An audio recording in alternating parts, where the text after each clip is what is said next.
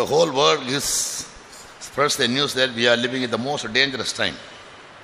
సర్వ ప్రపంచములో ఇటువంటి వ్యాప్తులు వ్యాపించున్నవి ఏమనగా భయంకరమైనటువంటి ప్రమాదకరమైనటువంటి పరిస్థితుల్లో మనం జీవించుచున్నామని. முழு உலகமும் கூட நாம் ஒரு பயங்கரமான ஆபத்தான ஒரு காலகட்டத்திலே வாழ்ந்து கொண்டிருக்கிறோம் என்பதை தெரியப்படுத்துகிறது. Yes. And only the church is in a sleeping mode. సంఘమే నిద్రావస్థలో కనబడుచున్నది. சபை மட்டுமே தூங்கி கொண்டிருக்கிறதான நிலவரத்தில் இருக்கிறது.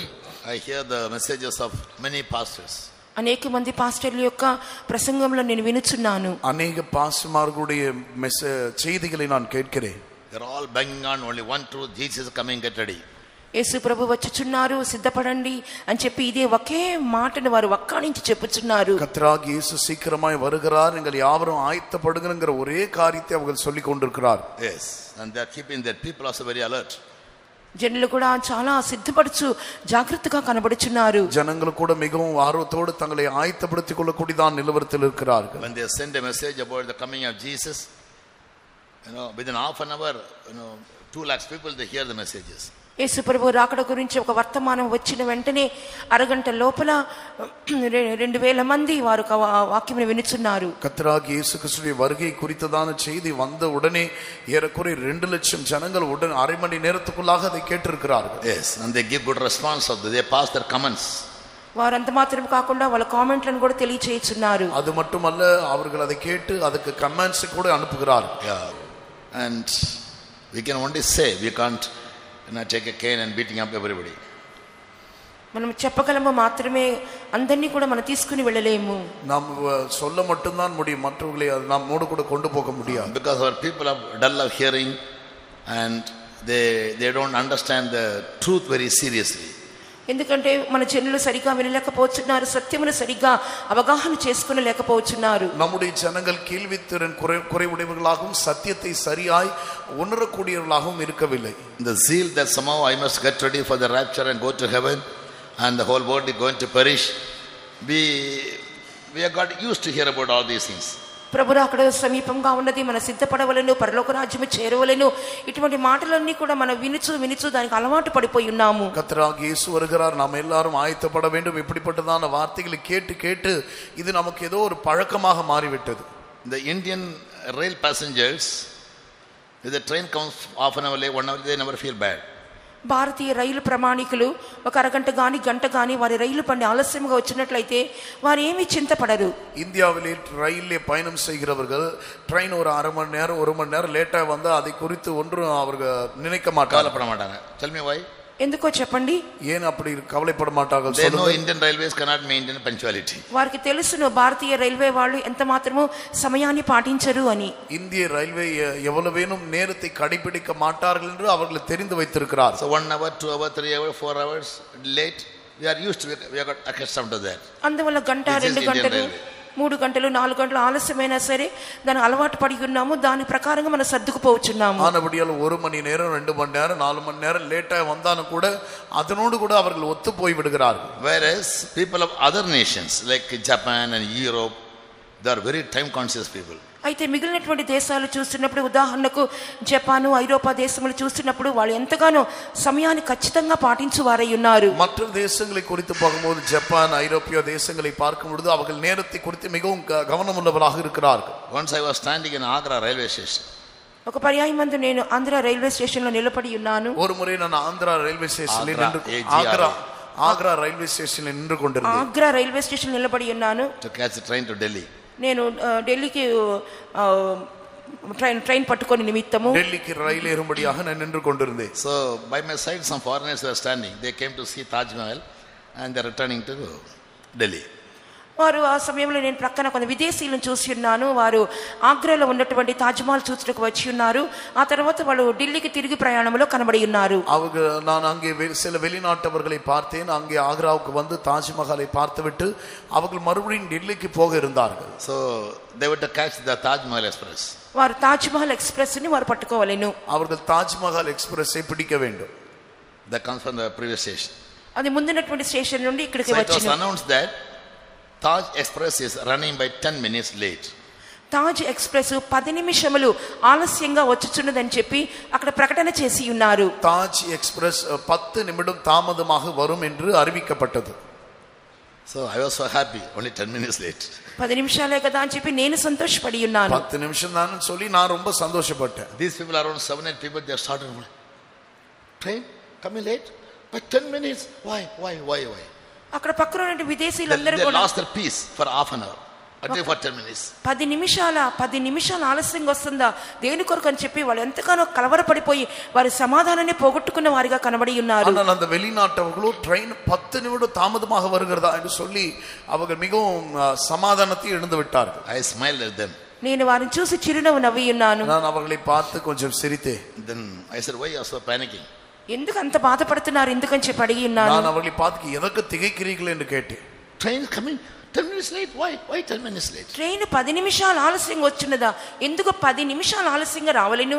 ட்ரெயின் 10 நிமிஷம் தாமதமாக வருதா ஏன் அது 10 நிமிஷம் தாமதமாக வர வேண்டும்? I asked them whether you are from Japan or from UK. మీరు జపాన్ నుండి వచ్చారా యూకే నుండి వచ్చారని చెప్పి నేను వారిని అడిగి ఉన్నాను. நான் அவர்களிடம் கேட்டேன் நீங்கள் ஜப்பான்ல இருந்து வந்தீங்களா அல்லது யூகேல இருந்து வந்தீர்களா என்று கேட்டேன். They said from UK. మేము యూకే నుండి వచ్చి ఉన్నామని చెప్పారు. நாங்கள் யூகேலயும் வந்திருக்கிறோம் என்று சொன்னார். Yes, so thank God this coming only by 10 minutes late, not 10 hours late. దేవునికి కృతజ్ఞతగా ఉండవలెను. అది 10 నిమిషాలు మాత్రమే ఆలస్యంగా వస్తుంది, 10 గంటలు కాదు కదా ఆలస్యంగా వచ్చేది అని చెప్పి ఉన్నాను. நான் சொன்னேன் தேவனுக்கு நன்றி 10 நிமிஷம் தான தாமதமாக வருது 10 மணி நேரம் அல்ல என்று சொன்னேன். We Indians are used to hear that news also. The train is running by 5 hours and it will never bother because that is a system or that is our punctuality. రైలు బండి 10 గంటలు 5 గంటలు ఆలస్యంగా వచ్చినా 10 గంటలు ఆలస్యంగా వచ్చినా మనం అలవాటు పడి ఉన్నాము. భారతీయులకు సమయం ఇలాగనే ఉందని చెప్పి మనం దాన్ని సర్దుకుపోయి వెళ్ళిపోవచ్చున్నాము. நம்மை பொறுத்தவரையில் ட்ரெயின் 5 மணி நேரம் 10 மணி நேரம் லேட்டாக வந்தாலும் கூட நாம் அதோடு கூட இசைந்து போய் விடுவோம். பாரத தேசத்திலே இது இப்படியாக இருக்கிறது. Unfortunately we are not foreigners. దురదృష్టవశமாக நாம் வெளிநாட்டவர்கள் அல்ல. దురదృష్టవశాత్తు మన విదేశీయులము కాదు. We are Indians. మనము భారతీయులము. நாம் இந்தியர்கள். Any news will never bother us in any way. If the neighbor's house is on fire, we will never be bothered. Neighbor's house only, no, not my house, they will think. ఏ యొక్క వార్తలు వచ్చినా ఎంత మాత్రం చింత నొందమో కలవరపడమో పొరుగింటి వారికి ఇల్లు నిప్పంటుకుంది అని చెప్పినా కూడా పక్కింటోళ్ళదే కదా అని చెప్పి దాన్ని కూడా మనం పట్టించుకోము. எந்த ஒரு செய்தியும் கூட நம்மை பாதிப்பதே இல்லை. பக்கத்து வீட்டில் தீ பிடித்து விட்டது என்று சொன்னாலும் கூட பக்கத்து வீட்டில் தானே நம்ம வீட்டில் இல்லைன்னு சொல்லி நாம் இருப்போம். Pastor's message, still I have it. Pastors ప్రసంగం కూడా నేను విని ఉన్నాను, ఇప్పటికే నాకు ఉన్నది అది. ஒரு பாஸ்டர் பிரசங்கம் பண்ணாரு, நான் கேட்டேன். And he says, let anything happen, don't worry about it. లోకంలో ఏదైనా జరగనివ్వండి, దాని గురించి మీరేమి చింతపడక్కర్లేదు అని ఆయన ప్రసంగంలో చెప్పుచున్నాడు. உலகத்தில் எது வேண்டுமானால் நடக்கலாம், அதை குறித்து நாம் துக்கப்படக்கூடாது என்று அவர் சொல்லுகிறது கேட்டேன். Things may happen. అవన్నీ కూడా జరుగుతూ ఉండొచ్చు. காரியங்கள் எப்படி வேணாலும் நடக்கும். But what did Jesus say? అయితే యేసు ప్రభు ఏం చెప్పి ఉన్నారు? యేసు என்ன சொன்னார்? When you look around and see certain thing happening in the end times especially, మరి ముఖ్యంగా ఈ యుగ సమాప్తి యందు జరుగుతున్నటువంటి ప్రపంచ సూచనలు మనము చూచినప్పుడు యేసు சொன்னார் கடைசி நாட்களில் உலகத்தின் முடியும் போது உங்களை சுற்றி நடக்கிற காரியங்களை நீங்கள் பார்க்கும்போது lift up your eyes, మీ తలలు పైకెత్తుడి అని చెప్పి ఉన్నారు. உங்களுடைய தலையை மேலே உயர்த்துங்கள் என்று சொன்னார். lift up your heads means out of the 5 senses 4 senses are in the head only. All the senses must be activation. తలలో పైకెత్తుడని చెప్పినప్పుడు పంచేంద్రియాలలో 4 ఇంద్రియాలు తలలోనే ఉన్నవి. అంత మాత్రమే కాకుండా మన ఇంద్రియాలన్నీ కూడా ఉత్సాహంగా చురుకుగా ఉండవలెను అని అర్థమై ఉన్నది. உங்களுடைய தலைகளை மேலே உயர்த்துங்கள் என்று சொல்லும் பொழுது நம்முடைய 5 புலன்களிலே 4 புலன்கள் நம்முடைய தலையில் தான் இருக்கிறது. அதனுடைய அர்த்தம் நம்முடைய எல்லா புலன்களும் கூட அவருடைய வருகைக்காய் மிகவும் கருத்துள்ளதாக இருக்க வேண்டும். So from that sign what I understand is when the Lord comes from our church, most people are going to be led behind. ఆ యొక్క కోణంలో నేను చూచినప్పుడు ప్రభు వచ్చినప్పుడు మన సంఘములో ఇలా చూసినట్లయితే అనేక మంది చేయి విడిచిపెట్టబడతారు అని చెప్పి అనుకొనుచున్నాను. அந்த கோணத்திலே பார்க்கும் பொழுது நம்முடைய ஆண்டவராகிய இயேசு வரும் பொழுது நம்முடைய சபையில் அநேகர் கைவிடப்படுவார்கள் என்று நான் நினைக்கிறேன். Because that also will not be something very serious for us. ఎందువల్లంటే ఆ విషయం కూడా మనకేమీ ముఖ్యమైనదో తీవ్రమైనదో కానే కాదు. ஏனென்று சொன்னால் அந்த விஷயம் கூட நமக்கு மிகவும் முக்கியமானதோ ஒரு சீரியஸ் ஆனதோ இல்லை. When everybody says, "Arey, the Lord has come and taken away all the saints of God, we are left behind." Oh, he has come and gone. We are not gone with him. That's all what we are going to say. యేసు ప్రభు వచ్చి ఉన్నారు, తన పరిశుద్ధులను తీసుకుని వెళ్ళిపోయి ఉన్నారని చెప్పినా కూడా, అవునా ఆయన వచ్చారా, ఆయన వెళ్ళిపోయారా, మనల్ని తీసుకుని వెళ్ళలేదా అని చెప్పి ఎంతో నెమ్మదిగా చింతలేని వారంగా కనబడదుము. கர்த்தராகிய இயேசு வந்து விட்டார், தம்முடைய பரிசுத்தவான்களை அவர் கொண்டு போய் விட்டார் என்று சொன்னாலும் கூட, ஓ அப்படியா இயேசு வந்து போய் விட்டாரா, அதற்கும் கூட நம்ம எந்த விதமான கிரியை நாம் செய்ய மாட்டோம். Because sometimes we hear many things but we never spend time in the presence of God. ఎందువల్లంటే కొన్ని సందర్భంలో అనేక విషయాలు వినుచుంటాము, కానీ దేవునికి సన్నిధానములో మన సమయమును గడపలేకపోవచ్చున్నాము. ஏனென்று சொன்னால் அநேக சமயங்களில் நாம் சில செய்திகளை கேட்கிறோமே தவிர தேவனுடைய சமூகத்தில் நாம் எவ்வளவேனும் நேரம் செலவிடுவது இல்லை. The message of the second coming of Christ has become something very very very usual for us. క్రీస్తు యొక్క రెండవ రాకడ గురించి Very normal for us. వర్తమానం అనేది మనకు ఏదో సాధారణమైన విషయముగాను మామూలు విషయముగా కనబడుచున్నది. கிறிஸ்து இயேசுவுடைய இரண்டாம் வருகை குறித்ததான செய்தியானது நமக்கு ஏதோ மாமூலான சாதாரணமான ஒரு விஷயமாக போய்விட்டது. Yeah. And secondly, the third strategy of the devil is he'll keep us always very busy only for spiritual things. ఆ తర్వాతగా సాతాను యొక్క మూడవ కుయుక్తి ఏమనగా ఆత్మీయ కార్యముల విషయమై మనల్ని ఎల్లప్పుడూ కూడా ఏదో ఒక కార్యములో నిమగ్నులుగా చేయుచున్నది. அடுத்ததாக சாத்தானுடைய மூன்றாவது தந்திரம் என்னவென்று சொன்னால், விசேஷமாக ஆவிக்குரிய காரியங்களே நம்மை மிகவும் அலுவல் உள்ளவர்களாக மாற்றி விடுவார். Yes, he will keep us very busy in other matters so that for spiritual things we may be slack. ఆత్మీయ విషయంలో మనం నిర్లక్ష్యంగా ఉండే నిమిత్తము ఇతర కార్యముల్లో చాలా ఉత్సాహముగా ఉండాలని అటువంటి కార్యములో మన నిమగ్నులుగా చేయుచున్నది. ஆவிக்குரிய காரியங்களே நாம் உற்சாகம் உள்ளவர்களாக இராதபடி மற்ற காரியங்களிலே நம்மை அவன் அலுவல் உள்ளவர்களாக மாற்றி விடுகிறார். Bible studies are not very important. అందువల్ల బైబిల్ స్టడీలు అనేవి వాళ్ళకేమీ ప్రాముఖ్యము కాదు. ஆனபடியால் அவர்களுக்கு வேத பாட கூட்டம் என்றால் அவ்வளவு முக்கியத்துவம் வாய்ந்தது இல்லை. Now how does it help us to react or respond to it? That matters much. ఏ విధముగా మనం అటువంటి కార్యములకు ప్రతిస్పందించుచున్నామో అదే ముఖ్యమైనది. எவ்விதமாக நாம் இப்படிப்பட்ட காரியங்களுக்கு நாம் பிரதிக்கிரியை காண்பிக்கிறோமோ அது முக்கியமானதாக இருக்கிறது. So God must give all the people of our church a great fear that they may come closer to God these days.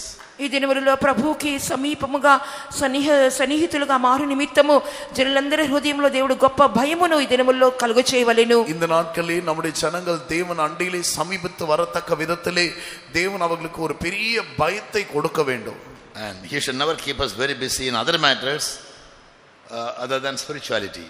ఆత్మీయత లేనటువంటి ఇతర విషయముల్లో ఎంత మాత్రము కూడా మనం నిమగ్నమై ఉండకూడదు. ஆவிக்குரிய காரியங்களை தவிர மற்ற எந்த ஒரு காரியத்திலும் நாம் அலுவல் உள்ளவர்களாக இருக்கக்கூடாது.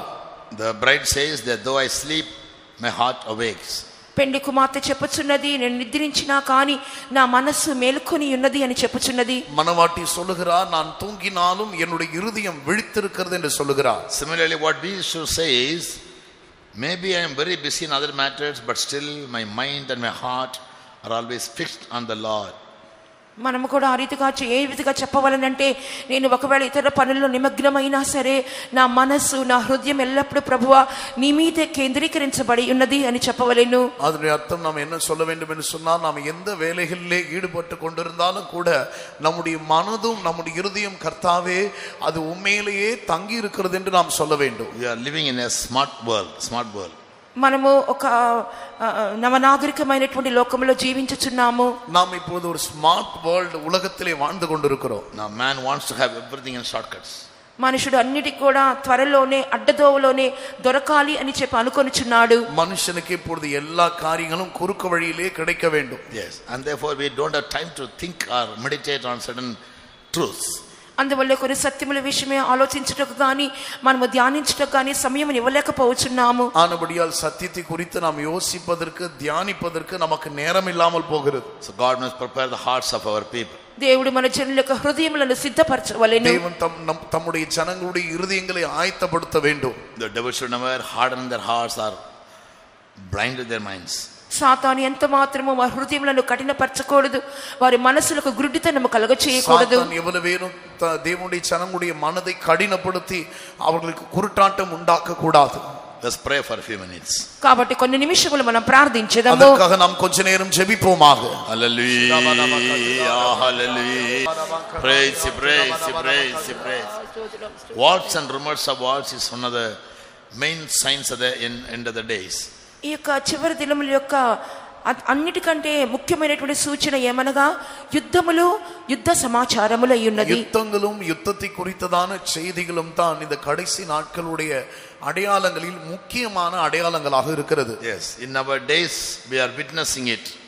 మనకు దినములలోనే వాటన్నిటిని కళ్ళారా చూచుచున్నాము. நம்முடைய நாட்களில் தானே நாம் அவைகளை குறித்து சாட்சி பார்க்கிறோம். I don't understand how many believers in our church they spend time in hearing the word news. మన సంఘంలో ఎంతమంది విశ్వాసులు ప్రపంచ వార్తలు వినటానికి సమయాన్ని వెచ్చించుచున్నారో నాకు తెలియదు. நம்முடைய சபையிலே எத்தனை விசுவாசிகள் உலக செய்திகளை கேட்கும்படி நேரம் எடுத்துக் கொள்கிறார்களோ என்று எனக்கு தெரியவில்லை. Anyway, they can't sit and read Bible and understand the whole truth. కనీసం బైబిల్ చదువుకొని సత్యమంతా తెలుసుకోవటం అనేది వాళ్ళకి అసాధ్యమే అనుకోండి. எப்படி ஆகிலும் தேவனுடைய வார்த்தையை வாசித்து அதிலிருந்து சத்தியங்களை தெரிந்து கொள்வது என்று சொல்லும்போது அவர்களுக்கு கடினமான ஒரு காரியமே. Even when we want to make them understand the difficult truths, and the devil deviates their minds from God and his presence. క్లిష్టమైనటువంటి సత్యములు వాళ్ళకి నేర్పించాలి, అర్థము చేయాలని చెప్పి ఎంత ప్రయత్నించినను సైతాను కూడా మన మనసులను మళ్లింప చేయుచున్నాడు. மிகவும் கடினமான சில சத்தியங்களை நீங்கள் புரிந்து கொண்டு நீங்கள் அதை அறிந்து கொள்ளும்படியாக செய்ய வேண்டும் என்று நாம் நினைத்தாலும் கூட சாத்தானானவன் தேவனுடைய சமூகத்திலிருந்து அவருடைய மனதை திசை திருப்பி விடுகிறான். Therefore we spend much time in studying about all these truths and we want to declare it to the church. అందువల్ల ఈ సత్యముల గురించి తెలుసుకోవాలని చెప్పి మేము కూడా అధికమైన సమయం దాని కొరకు ఖర్చు పెట్టి అన్ని తెలుసుకొని సంఘానికి కూడా మేము తెలియజేస్తున్నాము. ஆனபடியால் இந்த சத்தியங்கள் எல்லாவற்றையும் அறிந்து கொள்ளும்படியாக இதற்காக அதிக நேரத்தை செலவிட்டு கற்றுக்கொண்டு சபைக்கும் கூட நாங்கள் இதைகளை போதிக்கிறோம். More than the people in other churches, we have to face a lot of tasks. ఇతర సంఘములంటే జనుల కంటే మనమే అధికమైనటువంటి కష్టతరమైనటువంటి కార్యములను ఎదుర్కొనవలసి ఉన్నాము. மற்ற எல்லா சபைகளை பார்க்கலும் நாமே அதிகமான டாஸ்கை சந்திக்க வேண்டியவர்களாக இருக்கிறோம். So as you hear these messages from us, you go and declare to other people also. కాబట్టి వర్తమానములు మా యొద్ద నుండి వినుచున్న మీరు ఇతరులకు కూడా తెలియచేయండి. ஆனபடியால் இங்கு கேட்கிறதான செய்திகளை நீங்கள் மற்றவர்களுக்கும் கூட தெரியப்படுத்துங்கள். Make everybody alert. అందరిని అప్రమత్తముగా చేయుడి, எல்லாரையும் எச்சரிக்கையுடையவர்களாக மாற்றுங்கள். So that people may not perish in their ignorance or in their carelessness. దాని మూలముగా వారి యొక్క అజాగ్రత్త మూలముగా నిర్లక్ష్యత మూలముగా జనులు నశించిపోకుండా ఉండు నిమిత్తము தங்களுடைய அஜாக்கிரதையிலே தங்களுடைய நிர்விசாரத்திலே ஜனங்கள் அழிந்து போகாமல் இருக்க வேண்டும். Last week we studied about Jerusalem.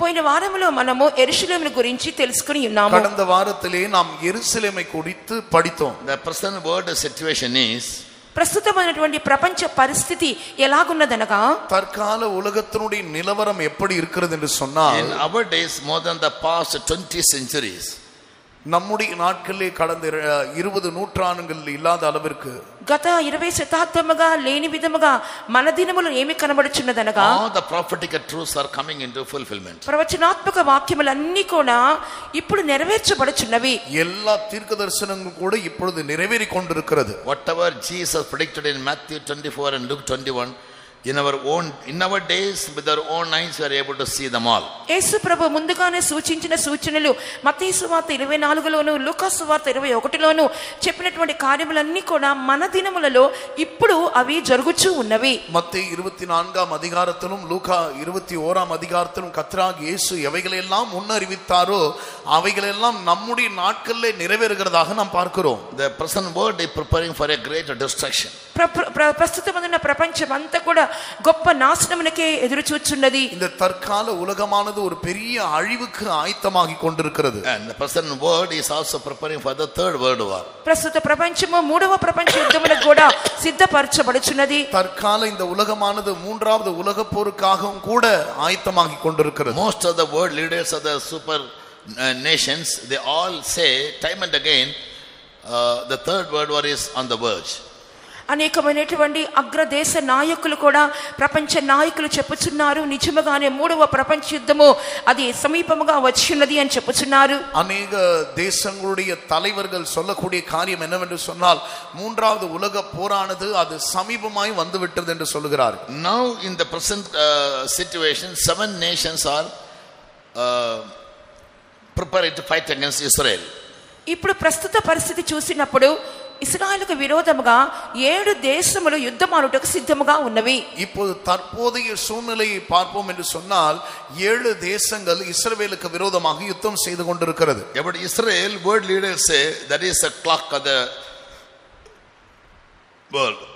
Word clock. ఇశ్రాయేలు గురించి ప్రపంచం ఏం చెప్తుందంటే అదే ప్రపంచ గడియారము వలె కనబడుచున్నది. இஸ்ரவேலை குறித்து உலகம் இப்போது சொல்லக்கூடியது என்னவென்று சொன்னால் இஸ்ரவேல் தேசமானது முழு உலகத்திற்கும் ஒரு கடிகாரத்தை போல இருக்கிறது. As a clock, is very prompt in showing the time. అది ఆ గడియారము ఆ సమయాలన్నీ కూడా చాలా చక్కగా చూపించుచున్నది. இந்த ஒரு கடிகாரமானது ஒரு நேரத்தை மிகவும் துல்லியமாக காண்பிக்க கூடியதாக இருக்கிறது. All the happenings in Israel, that shows us the time. ఇశ్రాయేలులో జరుగుతున్న సంభవాలన్నీ కూడా ఆ సమయాన్నే చూపించుచున్నవి. இஸ்ரவேல் தேசத்திலே சம்பவிக்கக்கூடிய ஒவ்வொரு காரியங்களும் கூட அது நேரத்தை காண்பிக்க கூடியதாக இருக்கிறது. The whole world is centered in them only. సర్వ ప్రపంచము కూడా వారి మీదనే కేంద్రీకరించబడి ఉన్నది. இந்த முழு உலகமும் கூட இஸ்ரவேலின் மேலேயே மையம் கொண்டிருக்கிறது. I told you earlier, నేను ముందుగానే చెప్పినాను, நான் ஏற்கனவே சொன்னது போல Israel is in the center point, the epicenter of the world. ఇశ్రాయేలు ప్రజలు ఆ యొక్క ప్రపంచం యొక్క మధ్య భాగంలో కనబడుచున్నారు. இஸ்ரவேல் தேசமானது முழு உலகத்தினுடைய நடுவில் அதாவது மையத்திலே இருக்கிறது. They are God's own people. వారు దేవుని యొక్క స్వంత ప్రజలై ఉన్నారు. அவர்கள் தேவனுடைய சொந்த ஜனமாக இருக்கிறார்கள். Salvation to the world must come only through Israel. ప్రపంచమునకు రక్షణ అనేది ఇశ్రాయేలు ప్రజల మూలముగానే కలుగవలెను. இந்த உலகத்திற்கு ரட்சிப்பானது இஸ்ரவேல் ஜனங்கள் மூலமாகத்தான் வர வேண்டும். Yes, so their existence in the world is very very necessary. అందువలన ఈ లోకములో వారు ఉండుట అనేది అత్యవసరమై ఉన్నది. ஆனபடியால் இந்த உலகத்திலே அவர்கள் இருப்பது என்று சொல்வது மிகவும் முக்கியமான ஒரு காரியமாக இருக்கிறது. All the 39 books of the Old Testament it speaks only about Israel. Bible గ్రంథంలోని పాత నిబంధనలోని 39 పుస్తకాలు కూడా ఇశ్రాయేలు గురించే చెప్పబడుచున్నది. பழைய ஏற்பாட்டின் முழு 39 புத்தகங்களும் கூட இஸ்ரவேலை ஆரம்பித்து அவர்களை குறித்து தான் சொல்லுகிறது. But all the things that happened to them, it's all written in the Bible. వారికి వారి జీవితంలో వారి కార్యములో అన్ని కూడా జరిగిన సంభవాలు అన్ని కూడా బైబిల్ గ్రంథంలో వ్రాయబడి ఉన్నవి. அவருடைய வாழ்க்கையிலே சம்பவித்ததான எல்லா காரியங்களும் கூட வேதத்திலே எழுதப்பட்டிருக்கிறது. எல்லாம் எழுதல, எல்லாம் எழுதப்படவில்லை. All the things are written in the Bible, even to be written, the whole word will not be suffice. అన్ని కూడా రాయబడలేదు. ఒకవేళ అలా రాయబడినట్లయితే అటువంటి ఒక పుస్తకములకు ఈ ప్రపంచమే సరిపోదు. எல்லாம் எழுதப்படவில்லை. அப்படி எழுதப்பட்டிருக்கும் என்று சொன்னால் முழு உலகம் கூட அதுக்கு சரி போயிருக்காது. So without Israel there is no Bible, no biblical truth, no God, no God's plan. ఇశ్రాయేలు లేకుండా బైబిల్ లేదు, బైబిల్ యొక్క వాస్తవము లేదు.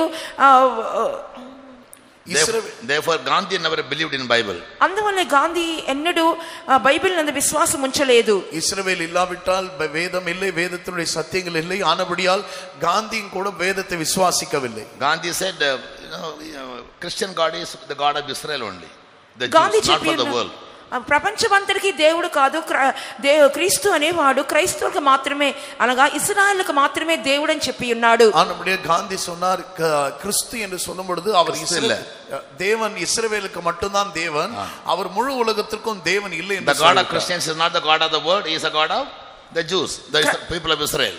క్రైస్తవుల దేవుడు యూదులకు మాత్రమే దేవుడు, లేక ఇశ్రాయేలుకు దేవుడు, ప్రపంచమంతటికి దేవుడు కాదు అని గాంధీజీ చెప్పి ఉన్నాడు. கிறிஸ்தவர்களின் தேவன் இஸ்ரவேலில் அதாவது யூதர்களுடைய தேவன், அவர் முழு உலகத்துக்கும் தேவன் அல்ல என்று காந்தி அவர்கள் சொன்னார். Therefore the word people say Israel is the word clock of God.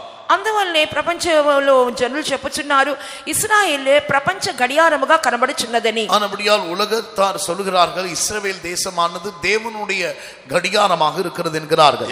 How the word begins and how the word is going to end. ఎలాగన ప్రపంచం By the happening in Israel we can understand the timings. ఎలాగ ప్రపంచం ప్రారంభించబడి ఉన్నది, ఎలా ప్రపంచము ముగించుచున్నది, ఇశ్రాయేలు దేశాన్ని మనం పరిగణించినప్పుడు ఇవన్నీ కూడా అర్థమవుచున్నది. எவ்விதமாக உலகம் ஆரம்பித்தது, எவ்விதமாக உலகம் முடிய போகிறது, உலகத்தில் என்ன சம்பவிக்கிறது என்பவை எல்லாவற்றையும் இஸ்ரவேல் தேசத்தை பார்க்கும்போது நமக்கு தெரியும். Whatever that are happening in their lives or in the nation, that will give us a sure faith or confidence.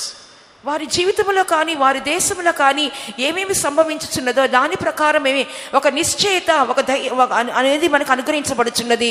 இஸ்ரவேலருக்கு அதாவது இஸ்ரவேல் தேசங்களுக்கு எவைகள் எல்லாம் சம்பவிக்கிறதோ அவைகள் நமக்கு ஒரு தைரியத்தையும் ஒரு விசுவாசத்தையும் தரக்கூடியதாக இருக்கிறது. Ever since Israel is reformed or they established their nation, Israel దేశం అనేది ఎప్పుడైతే తిరిగి మరలా వారికి పేరు వచ్చి అది స్థాపించబడి ఉన్నదో, இஸ்ரவேல் தேசமானது எப்பொழுது அது ஒரு தேசமாக ஸ்தாபிக்கப்பட்டதோ அப்பொழுதிலிருந்து till now, ఇప్పటి వరకు இதுவரைக்கும் India facing a lot of battles. అనేకమైన యుద్ధములను అది రుచి చూచి ఉన్నది. అనేక విధமான యుద్ధங்களை அது சந்தித்துக் கொண்டிருக்கிறது. Yes, at least 9 battles they have, major battles they have faced. దాదాపుగా పెద్ద యుద్ధములు 9 యుద్ధములు అది ఎదుర్కొని ఉన్నది. ஏறக்குறைய 9 பெரிய యుద్ధங்களை அது சந்தித்திருக்கிறது. Since then for the last 79 years they are facing it.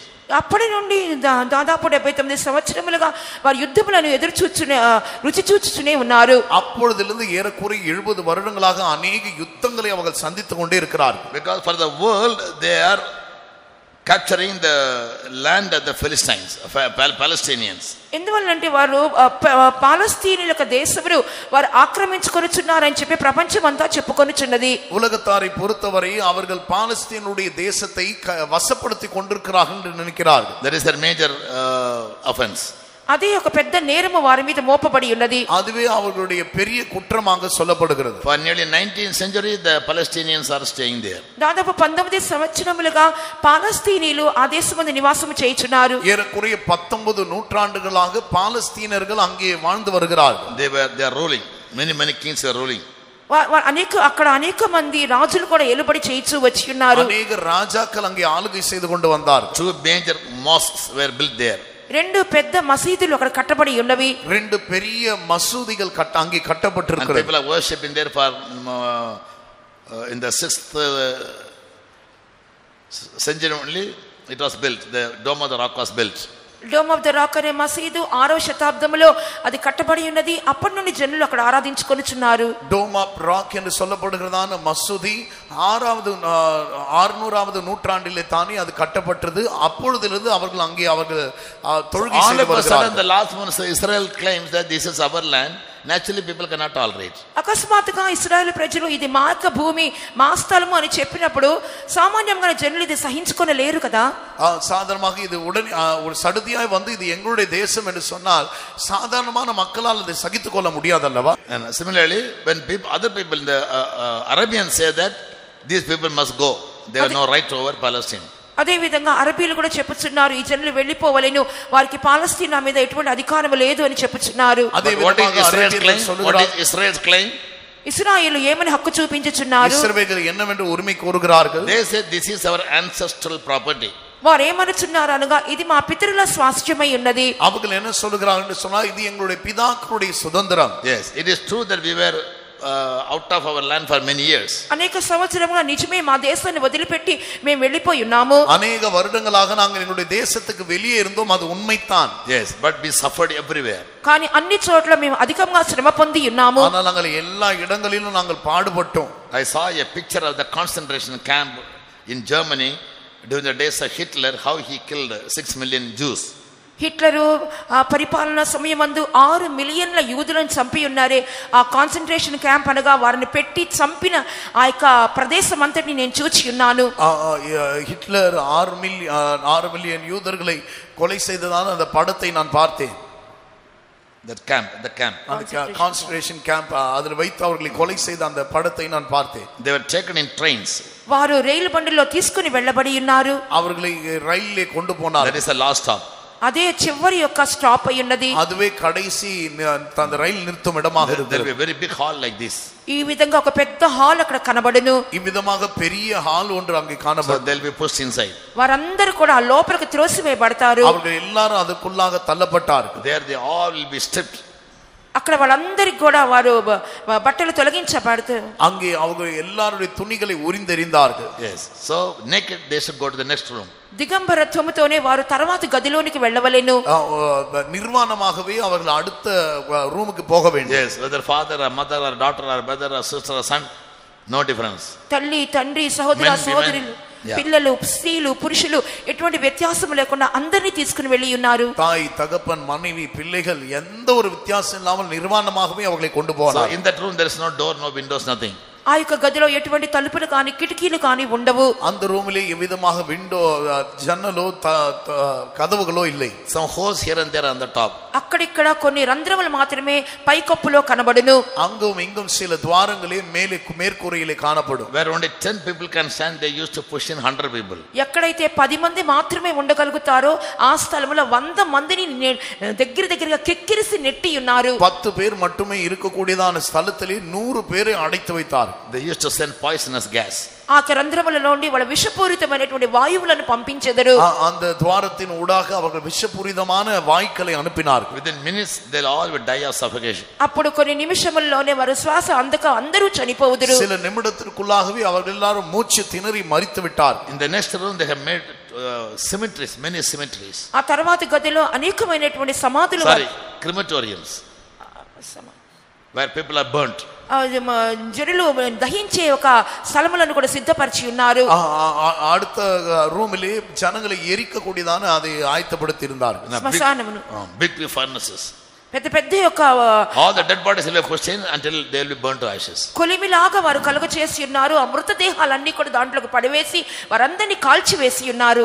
அதை ஒரு எரிக்கும் இடமாக வைத்து அதுக்குள்ளே போடும்போது அவர்கள் எரிந்து சாம்பலாகி விட்டார்கள். 60 lakhs of people were killed. 60 లక్షల మంది జనులు ఆ రీతిగా చంపబడి ఉన్నారు. 60 లక్షం యూదர்கள் అవిధமாக கொலை செய்யப்பட்டார்கள். These people claim all these years we were under captivity in many nations, our people suffered like this.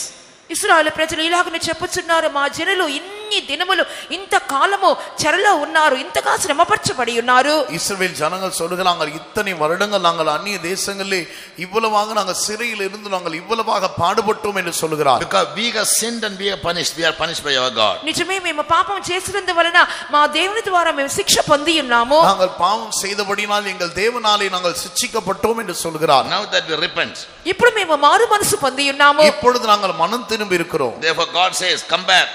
అందువల్ల దేవుడు చెప్పుచున్నారు, తిరిగి రండి అని చెప్పుచున్నారు. தேவன் சொல்கிறார், திரும்பி வாருங்கள். In Jeremiah 3:14, ఇర్మియా గ్రంథము 3వ అధ్యాయము 14వ వాక్యములో, எரேமியா 3వ அதிகாரம் 14వ వచనத்தில், oh backsliding children, say the Lord, భ్రష్టులుగా పిల్లలారా దేవుడు చెప్పుచున్నారు, சீர்கெட்ட பிள்ளைகளை கர்த்தர் சொல்கிறார், I take you one of a city and two of a family and will bring you to Zion. ఒకనొక పట్టణములో నుండి ఒకని గాను ఒకనొక కుటుంబములో నుండి ఇద్దరిని గాను తీసుకుని సియోనుకు రప్పించెదను. நான் உங்களை ஊரில் ஒருவனும் வம்சத்தில் 2 பேருமாக தெரிந்து கொண்டு உங்களை சியோனுக்கு அழைத்து கொண்டு வருவேன். The other day in the Bible study I gave you 20 verses. మొన్నటి దినమందు బైబిల్ స్టడీలో 20 వాక్యములు మీతో చెప్పి ఉన్నాను. இன்னொரு ముందు వేరే పాఠ కూటத்தில் 20 వచనங்களை நான் உங்களுக்கு சொன்னேன். In all those verses speak about the return of the children of Israel from other nations. ఆ యొక్క వాక్యములన్నీ ఏం చూపిస్తున్నవనగా ఇతర దేశంలో చెదరగొట్టబడిన ఇశ్రాయేలందరూ కూడా తమ దేశమునకు తిరిగి వచ్చుటను చూపించున్నవి. அந்த வசனங்கள் எதை தெரிவிக்கிறது என்று சொன்னால், மற்ற தேசங்களில் சிதறடிக்கப்பட்டதான யூதர்கள் திரும்பி வருவதை அது காண்பிக்கிறது. And therefore we have the right. We were living here but we were chased out by the Muslims. అందువలన మేము ఒకానొక కాలం ఇక్కడ ఉండి ఉన్నాము, మహమ్మదీయుల ద్వారా మేము వెళ్ళగొట్టబడి ఉన్నాము, ఈ స్థలము మాది అని చెప్పుచున్నారు. நாங்கள் இங்கே வாழ்ந்து கொண்டிருக்கிறோம், நாங்கள் முகமதியர்களால் இந்த இடத்தை விட்டு துரத்தி அடிக்கப்பட்டோம், இது எங்களுடையது என்று சொல்கிறார். Come back to God has brought us back to our country. అయితే మా దేవుడు మమ్మల్ని తిరిగి మా దేశంలోకి తీసుకుని వచ్చి ఉన్నారు. ஆனால் எங்கள் தேவன் மறுபடியும் எங்களை எங்களுடைய தேசத்துக்கு கொண்டு வந்திருக்கிறார். So we have the right to claim all the territories which God had promised to Abraham. కాబట్టి దేవుడు అబ్రహాముతో వాగ్దానం చేసినటువంటి భూభాగములన్నీ కూడా మాది అని మేము హక్కు చూపించుచున్నామని చెప్పుచున్నారు. ஆனபடியால் தேவனானவர் ஆபிரகாமுக்கு வாக்கு பண்ணின எல்லைகள் எல்லாம் எங்களுடையது என்று சொல்லி அவர்கள் உரிமை பாராட்டுகிறார்கள். Yes, so these are the two problems for Arabs and Israel. ఇశ్రాయేలులకు అరబీలకు మధ్యనటువంటి పోరాటమునకు గల కారణములు ఇవై ఉన్నవి. இஸ்ரவேலருக்கும் அரபியருக்கும் மத்தியில் சம்பவித்துக் கொண்டிருக்கிறதான போராட்டங்களுக்கான 2 காரணங்கள் இவைகள். Secondly, రెండవదిగా அடுத்ததாக, Israel want Jerusalem to be their capital. ఇశ్రాయేలు యెరూషలేమును తమకు ముఖ్య పట్టణముగా లేక రాజధానిగా చేసుకొనవలని కోరుచున్నారు. இஸ்ரவேலுக்கு எருசலேம் தங்களுடைய தலைநகரமாக இருக்க வேண்டும் என்று விரும்புகிறார்கள். Because Bible speaks about great things, speaks about Jerusalem, great things. Bible గ్రంథం అనేది యెరూషలేము గురించి గొప్ప గొప్ప కార్యములనే చెప్పుచున్నది. వేదమానது యెరూషలేமை குறித்து பெரிய காரியங்களை சொல்லுகிறது. There were many great cities in Jerusalem or in Palestine. యెరూషలేములో లేక పాలస్తీనాలో గొప్ప గొప్ప పట్టణములు కనబడుచున్నవి నిజమే. యెరూషలేమిலே పాలస్తీనాவிலே பெரிய பெரிய பட்டணங்கள் இருக்கிறது உண்மைதான். Yes, there was a city called Samaria. It was a capital of the children of Israel, the divided group.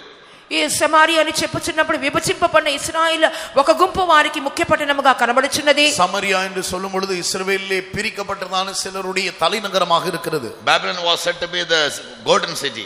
బబులోను చెప్పుచున్నప్పుడు స్వర్ణ పట్టణం అని చెప్పబడుచున్నది. బాబిలోన్ சொல்லும் பொழுது தங்க పట్టణం என்று சொல்லப்படுகிறது. Nineveh, Tyre, Chorazin, Capernaum, these are all very great cities. నినేవా, తూరు, కపెర్నహూము ఇవన్నీ కూడా గొప్ప పట్టణములుగా కనబడుచున్నవి. నినివే, తీరు, కోరాసిన్ ఇవెగల్ ఎల్లాం పెరియ పెరియ పట్టణங்களாக இருக்கிறது. Even Jesus used to prophesy about them. యేసు ప్రభువు కూడా వారి గురించి చెప్పినట్లుగా చూస్తున్నాము. యేసు క్రీస్తు కూడా అவைகளை குறித்து தீர்க்கதரிசனம் சொல்லி இருக்கிறார். But all these cities have lost their existence. ఈ పట్టణములన్నీ కూడా వారి యొక్క ఒక స్థానముని వారు పోగొట్టుకొని ఉన్నవి. இந்த எல்லா పట్టణங்கள் కూడా అழிந்து పోయి విட்டது. Yes, only Jerusalem is still existing. యెరూషలేము మాత్రమే ఇంకనూ అది కనబడుచున్నది. యెరూషలేము மட்டுமே இதுவரைக்கும் நிலைத்திருக்கிறது. 50 times Jerusalem was attacked by their enemies. 50 సార్లు యెరూషలేము 50 సార్లు ఇశ్రాయేలు ఇతరుల దేశముల ద్వారా వారు ముట్టడి చేయబడి ఉన్నారు. 50 முறை యెరూషలేమాனது தாக்கப்பட்டிருக்கிறது. 30 times it was besieged by their enemies. 35 సార్లు శత్రువుల ద్వారా ముట్టడి చేయబడి ఉన్నారు. 30 முறை శత్రుக்களால் அது ముற்றுகை போடப்பட்டிருக்கிறது. Yes, last time I told you about the importance, the salient features of Jerusalem according to the Bible. నేను పోయినసారి చెప్పి ఉన్నాను, బైబిల్ ప్రకారంగా యెరూషలేముకు ఉన్నటువంటి ప్రాముఖ్యమైనటువంటి గుణాతిశయముల గురించి చెప్పి ఉన్నాను. போன வேத பாட கூட்டத்தில் యెరూషలేముடைய சில முக்கியத்துவங்களை குறித்து நான் தன்மைகளை குறித்து உங்களுக்கு சொன்னேன். In Matthew 5:35 it is said to be the city of the great king. మత్తయి సువార్త 5:30లో అది మహారాజు పట్టణమై ఉన్నదని చూసి ఉన్నాము. మత్తయి 5:33 அது మహారాజాவின் నగరం என்று நாம் பார்த்தோம். Isaiah 52:1 says it is a holy city. యెషయా గ్రంథము 52వ అధ్యాయం మొదటి వాక్యములో అది పరిశుద్ధ పట్టణం అని పిలువబడుచున్నది. యెషయా 52వ అధ్యాయం మొదటి వచనத்திலே அது பரிசுத்த நகரம் என்று சொல்லப்படுகிறது. In Jeremiah 3:17 it is said to be the throne of God. ఇర్మియా గ్రంథము 3వ అధ్యాయము 17వ వాక్యములో యెహోవా యొక్క సింహాసనం అని దానికి పేరు. యెరెమియా 3వ అధ్యాయం 17వ వచనத்திலே அது கர்த்தருடைய சிங்காசனம் என்று சொல்லப்படுகிறது. In Zechariah 8:3 it is said to be the city of truth. Zechariah పుస్తకము 8వ అధ్యాయము 3వ వాక్యములో సత్య నగరం అని దానికి పేరు. సగరియా 8వ అధ్యాయం 3వ వచనத்திலே அது సత్య నగరం என்று சொல்லப்படுகிறது. In Psalm 122:5 says they will prosper who love Jerusalem, says Bible. 122వ కీర్తన 5-6 వాక్యములలో యెరూషలేమును ప్రేమించువారు క్షేమం కొరకు ప్రార్థించువారు ప్రేమించువారు వర్ధిల్లుదురు అని వ్రాయబడి ఉన్నది. 122వ సంగీతం 5వ వచనం 6వ వచనத்திலே యెరూషలేமை சிநேகிக்கிறவர்கள் சுகிப்பார்கள் என்று வேதம் சொல்லுகிறது. In all the days of his life on earth for 33.5 years of lifespan of Jesus, only 2 times Jesus wept. యేసు ప్రభు యొక్క 33.5 సంవత్సరముల యొక్క తన యొక్క ఆయుష్కాల దినములలో 2 పర్యాయములు మాత్రమే యేసు ఏడ్చి ఉన్నారు. கர்த்தராகிய இயேசு தன்னுடைய 33 வருட ஆயுட்காலத்திலே 2 முறை தான் கண்ணீர் விட்டு அழுதார். Yes, one is when he stood before the sepulchre of Lazarus. ఒక పర్యాయం ఎప్పుడనగా లాజరు యొక్క సమాధి ఎదుట ఆయన నిలబడినప్పుడు. முதலாவது லாசருடைய கல்லறையின் முன்பாக அவர் நின்றபோது அழுதார். In John 11:35 we read Jesus wept. యోహాను సువార్త 11:35లో చూస్తున్నాము యేసు కన్నీళ్లు విడిచెను. யோவான் சுவிசேஷம் 11వ అధ్యాయం 35వ వచనத்திலே యేసు Kanneer విట్టాர். In Luke 19:41 the second place where Jesus wept was when he entered Jerusalem. లూకా సువార్త 19వ అధ్యాయము 41వ వాక్యములో యేసు ప్రభు యెరూషలేములోకి ప్రవేశించినప్పుడు ఆ విషయమై ఏడ్చినట్లుగా చూస్తున్నాము. లూకా 19వ అధ్యాయం 41వ వచనத்திலே அவர் எருசலேமுக்கு సమీపமாய் வந்தபோது அதற்காக கண்ணீர் விட்டார். He looked at Jerusalem and wept, "Oh Jerusalem, Jerusalem, at least on this day if you seek the things pertaining to your peace it would have been good." యేసు ప్రభు యెరూషలేము విషయమై ఏడ్చున్నారు. యెరూషలేమా యెరూషలేమా నీవును ఈ దినమందైనను సమాధాన సంబంధమైన సంగతులను తెలుసుకుని ఎడల నీకెంతో మేలని చెప్పుచున్నారు. యెరూషలేమే యెరూషలేమే இந்த நாளாகிலும் உன்னுடைய சமாதானத்துக்கு ஏற்றவைகளை நீ அறிந்தால் உனக்கு நலமாய் இருக்கும். He never wept for his mother. ఆయన ఎన్నడూ తల్లి కోసం ఏడవలేదు. அவர் தன்னுடைய தாய்க்காக அழவில்லை. Yes, he never wept for even when he was crucified, he never wept. ఆయన సిలువ వేయబడుచున్నప్పుడు కూడా ఆయన తన కొరకు ఏడ్చుకొనలేదు. அவர் சிலுவையில் அறையப்பட்ட போதும் கூட அவர் கண்ணீர் விடவில்லை. You are hanging for 6 hours, he never wept. ఆయన 6 గంటలు సిలువలో వేలాడుచున్నప్పుడు కూడా కన్నీళ్లు విడవలేదు. 6 மணி நேரம் அவர் சிலுவையிலே தொங்கினார், அப்பொழுதும் அவர் கண்ணீர் விடவில்லை. From morning 9 till evening 3. ఉదయకాలం 9 గంటల నుండి మధ్యాహ్నం 3 గంటల వరకు సిలువలో వేలాడి ఉన్నారు. 9 மணியிலிருந்து சாயங்காலம் 3 மணி வரைக்கும் அவர் சிலுவையிலே தொங்கினார். Bible never says he wept. Bible అన్నడు కూడా ఆయన కన్నీళ్లు విడిచినట్లుగా చెప్పుటలేదు. యేసు కన్నీర్ విట్టా అழுதார் என்று వేదం ஒருபோதும் சொல்லவில்லை. When he saw Jerusalem, he wept. అయితే ఆయన యెరూషలేమును చూచినప్పుడు ఆయన ఆ విషయమై ఏడ్చినట్లుగా చూచున్నాడు. ஆனால் அவர் యెరూషలేமை కండబోదో அவர் అழுதார். Because it was God's chosen city. ఎందువల్లంటే అది దేవుని యొక్క ఏర్పరచబడిన పట్టణమై ఉన్నది. ஏனென்று சொன்னால் அது தேவனால் தெரிந்தெடுக்கப்பட்டதான ஒரு நகரம். He loved that city. ఆయన ఆ పట్టణమును ప్రేమించి ఉన్నారు. அவர் அந்த నగரத்தை நேசித்தார். 1 Kings 11:32 says it was God's chosen city. మొదటి రాజుల గ్రంథము 11:32లో చూస్తున్నాము అది దేవుని ద్వారా ఏర్పరచబడిన పట్టణం అని చెప్పి వ్రాయబడి ఉన్నది. முதலாம் ராஜாக்கள் 11ஆம் அதிகாரம் 32ஆம் வசனத்திலே பார்க்கும் பொழுது அது தேவனால் தெரிந்து கொள்ளப்பட்டதான நகரம். In Psalm 132:13 God says, I have chosen Jerusalem or Zion to be my eternal habitation. 132 కీర్తన 15-16 వాక్యములలో నేను సియోనును నా నివాస స్థలముగా కోరుకొని ఉన్నానని చెప్పుచున్నారు. 132ஆம் சங்கீதம் 13ஆம் வசனத்திலே 13-14ஆம் வசனத்திலே அதை கர்த்தர் தமக்கு வாசஸ்தலமாக இருக்கும்படி தெரிந்து கொண்டார். Then in 2 Chronicles 33:4 రెండవ దినవృత్తాంతాల పుస్తకము 33 అధ్యాయము 4వ వాక్యములో 2 நாளாகமம் 33ஆம் அதிகாரம் 4ஆம் வசனத்தில் he said, I'll put my name in the city Jerusalem. నేను యెరూషలేమందు నా నామము అక్కడ ఉంచెదను. యెరూషలేమిலே என் நாமத்தை நான் விளங்க பண்ணுவேன் என்று அவர் சொல்கிறார். And Jerusalem must be possessed by the children of Israel. యెరూషలేము తప్పకుండా before the second coming of Jesus. యేసు ప్రభు యొక్క రెండవ రాకడ ముందు యెరూషలేము తప్పకుండా ఇశ్రాయేలు ప్రజల ద్వారా స్వాధీనపరచుకొనబడవలెను. கர்த்தராகிய இயேசு கிறிஸ்துவினுடைய இரண்டாவது வருகைக்கு முன்பாக நிச்சயமாக இஸ்ரவேல் தேசமானது இஸ்ரவேலர்களால் கைப்பற்றப்பட வேண்டும். The feet of Jesus must stand on Mount Olivet. ఎందువల్లంటే తప్పకుండా నిశ్చయముగా యేసు ప్రభు యొక్క పాదములు ఒలీవల కొండ మీద నిలవవలెను. ஏனென்று சொன்னால் கர்த்தராகிய இயேசு கிறிஸ்துவினுடைய பாதங்கள் ஒலிவ மலையின் மேல் நிற்க வேண்டும். Yes, in the second coming. రెండవ రాకడలో అది జరగవలెను. அவருடைய இரண்டாம் வருகையில். For that, before he comes, children of Israel must recapture Jerusalem. ఆ విధంగా జరగవలనంటే ఇశ్రాయేలు ప్రజలు తిరిగి ఆ దేశమును స్వాధీనపరచుకొనవలెను. அதற்காக இஸ்ரவேல் ஜனங்கள் தங்களுடைய தேசத்தை அவங்க மறுபடியும் சுதந்திரித்துக் கொள்ள வேண்டும். In Lamentation 2:15 విలాప వాక్యాల పుస్తకము 2వ అధ్యాయము 15వ వాక్యములో புலம்பல் 2ஆம் அதிகாரம் 15ஆம் வசனத்தில் Prophet Jeremiah says it is the joy of the whole earth. ఇర్మియా ప్రవక్త చెప్పుచున్నాడు in beauty. పరిపూర్ణ సౌందర్యం గల పట్టణమనియు సర్వభూనివాసులకు ఆనందకరమైన నగరమనియు యెరూషలేము గురించి చెప్పబడి ఉన్నది. పూర్ణ వడివం సర్వభూమిயின் మగిழ்ச்சியான నగరం என்று சொல்லப்பட்டிருக்கிறது.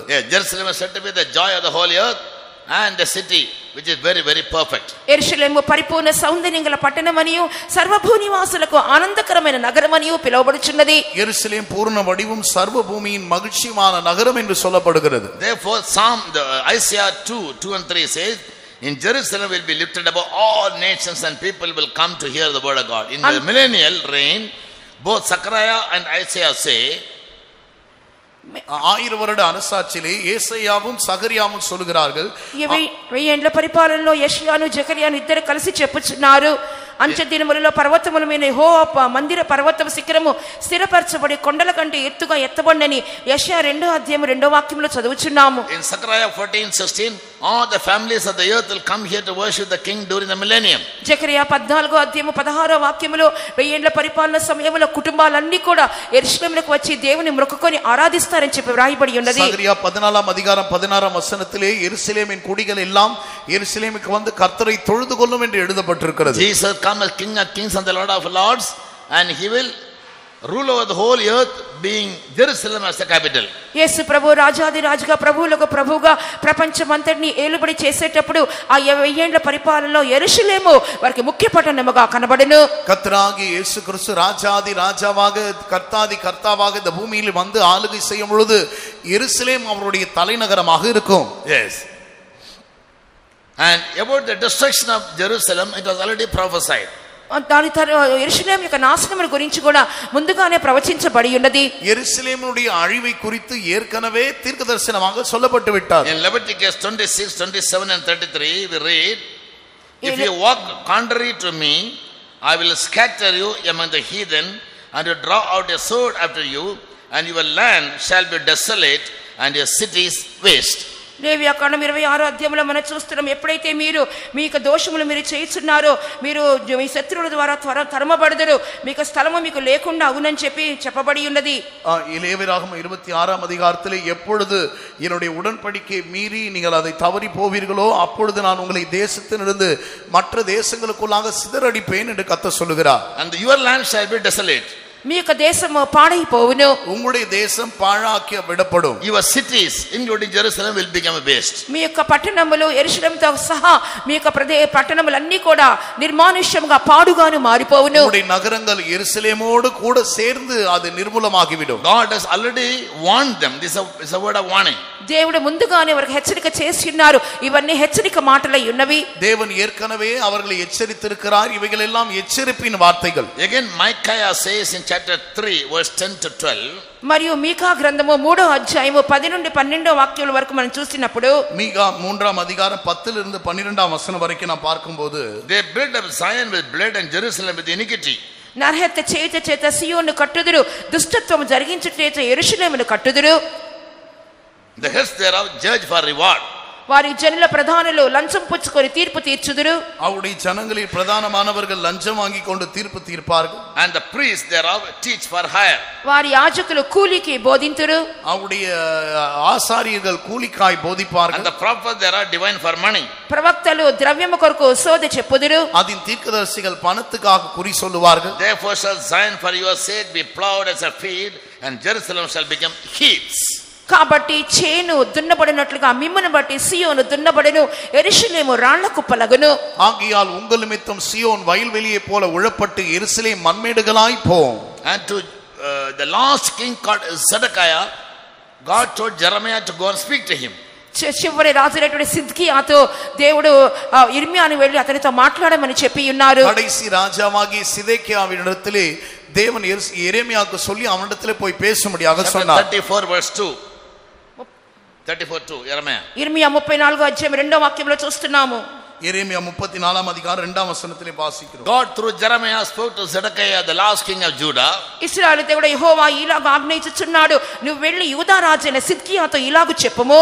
இஸ்ரவேலின் தேவனாகிய கர்த்தர் கடைசி ராஜாவாகிய சிதேக்கியாவோடு கூட இப்படியாக சொல்லுகிறார். Thus saith the Lord, the God of Israel. ఇశ్రాయేలు దేవుడు యెహోవా ఇలాగ సెలవిచ్చుచున్నాడు. இஸ்ரவேலின் தேவனாகிய கர்த்தர் உரைக்கிறது என்னவென்றால், go and speak to Zedekiah, the king of Judah. యూదా రాజైన సిద్కియాతో వెళ్ళి ఇలాగ చెప్పుము. நீ போய் யூதாவின் ராஜாவாகிய சிதேக்கியாவிடத்தில் பேசு. Behold, I will give this city into the hand of the king of Babylon. నేను ఈ పట్టణమును బబులోను రాజు చేతికి అప్పగించుచున్నాను. இதோ நான் இந்த நகரத்தை பாபிலோன் ராஜாவின் கையிலே ஒப்புக்கொடுக்கிறேன். He will burn the city with fire. అతడు మంట పెట్టి దాన్ని కాల్చివేయును. அவன் அதை அக்கினியினால் சுட்டெரிப்பான். Jerusalem shall be a curse for all the people. జనులందరికీ కూడా యెరూషలేము శాపగ్రస్తముగా మారిపోవును. యెరూషలేం సకల జనங்களுக்கும் శాపமாக மாறிவிடும். Jeremiah 26 verse 6. ఇర్మియా గ్రంథము 26వ అధ్యాయం 6వ వాక్యంలో చూస్తున్నాము. எரேமியா 26ஆம் அதிகாரம் 6ஆம் வசனத்திலே வாசிக்கிறோம். This warning of God given to them through prophet Jeremiah came into fulfillment in BC 588.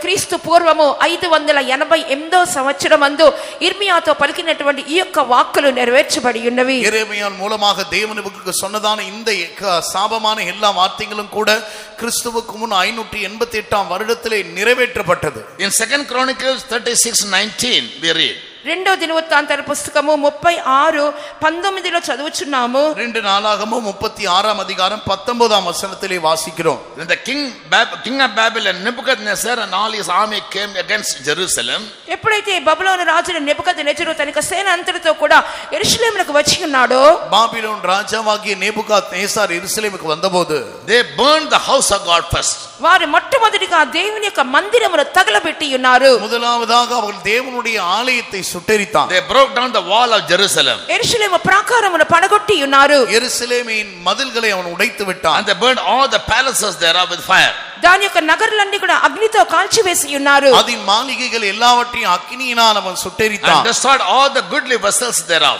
దానిలోని ప్రశస్తమైన వస్తువులన్నిటిని బొత్తిగా పాడు చేసి ఉన్నారు. அதிலிருந்த திவ்யமான பனிமுட்டைகள் எல்லாவற்றையும் அழித்து போட்டு விட்டான். So as spoken by Micaiah and Jeremiah, Micah and Jeremiah, మీకా మూలముగాను ఇర్మియా మూలముగాను దేవుడు సెలవిచ్చిన ప్రకారముగానే மீகாவின் மூலமாய் எரேமியாவின் மூலமாய் தேவன் சொன்ன விதமாகவே Jerusalem was captured by Babylonian king, and they destroyed the temple and burned the palaces, the city and the temple. All the three places there. యెరూషలేము పట్టణం అనేది బబులోను రాజు ద్వారా అది యుద్ధమునకు అతడు వచ్చి దాన్ని పట్టుకొని ఉన్నాడు. దాని మూలంగా మందిరము తగులబెట్టబడి ఉన్నది, ప్రాకారము పడగొట్టబడి ఉన్నది, నగరు కాల్చివేయబడి ప్రశస్త వస్తువులన్నీ కూడా కాలిపోయి ఉన్నవి.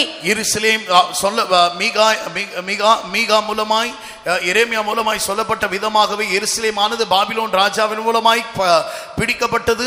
தேவாலயமும் எருசலேம் பட்டணமும் அதிலிருந்த மாளிகைகள் மூன்றும் கூட சுட்டெரிக்கப்பட்டு விட்டது. In the New Testament, when Jesus went to Jerusalem, as we read in Luke 19th chapter, లూకా సువార్తలో మనము చదువుచున్నాము 19వ అధ్యాయములో యేసు ప్రభు యెరూషలేమునకు వెళ్ళినటువంటి సమయంలో లూకా సువిశేషం 19వ అధ్యాయத்தில் நாம் வாசிக்கிறது போல இயேசு எருசலேமுக்கு போய் 42 இருந்து 44 வசனம் வரைக்கும். Luke 19:42 to 44. లూకా సువార్త 19వ అధ్యాయం 42 నుండి 44 వాక్యములు. లూకా సువిశేషం 19వ అధ్యాయం 42 నుండి 44 వచనం వరకు. He prophesied during the entry into Jerusalem and weeping over it.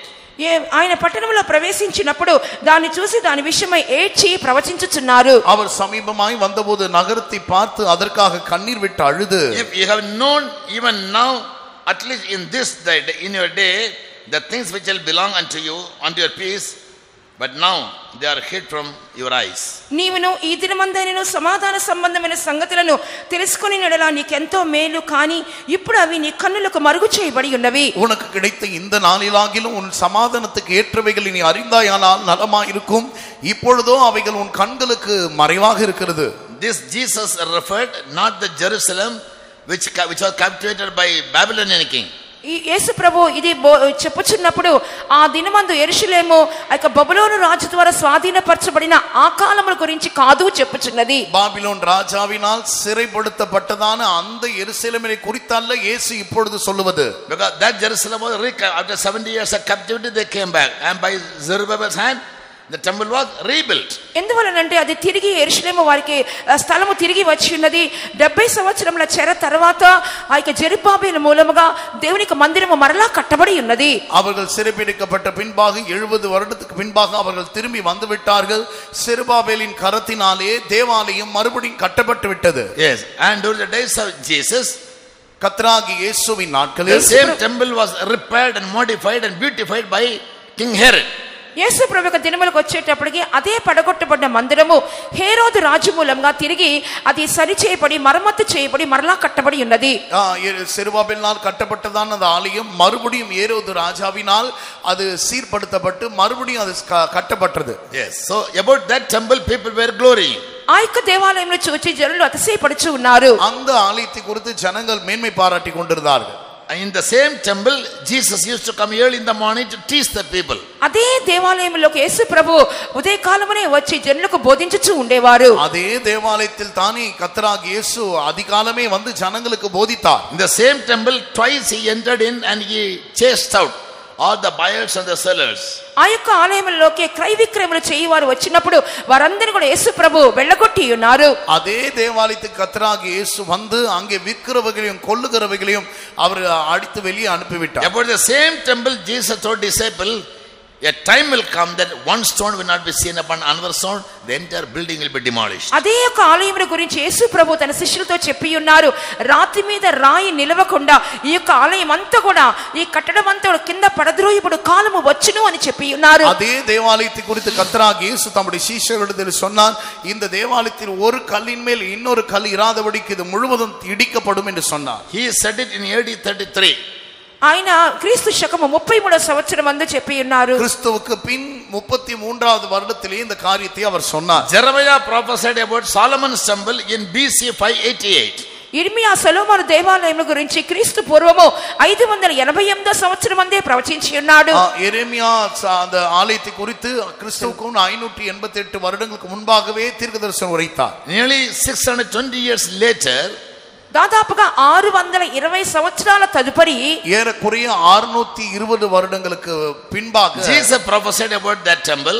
యేసు ప్రభు అదే ఆలయం గురించి ప్రవచించి ఉన్నారు. యేసు అదే ఆలయத்தை குறித்து அவர் தீர்க்கதரிசனம் உரைத்தார். For the days shall come upon you that your enemies will cast a trench about you and compass you round and keep you on every side.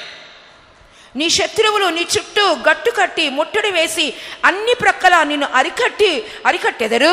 உன்னுடைய சத்துருக்களை முற்றிலும் சூழ்ந்து கொண்டு எப்பக்கத்திலும் உனக்கு முற்றுகை போட்டு உன்னை நெருக்கக்கூடிய காலங்கள் வரும். Yes, and they will never leave even with the ground, and the children within you, they shall not leave thee. They shall not leave one stone upon another stone to remain in the temple. వారు దేనిని వదిలిపెట్టరు. నీలో ఉన్న నీ పిల్లల్ని కూడా వారు నేలను కలిపి నీలో రాతి మీద రాయి నిలవనీయని దినములు వచ్చునని చెప్పెను. அவர்கள் ஒன்றையும் விடமாட்டார்கள். உன்னுடைய பிள்ளைகளும் கூட தரையிலே மோதி அடிப்பார்கள்.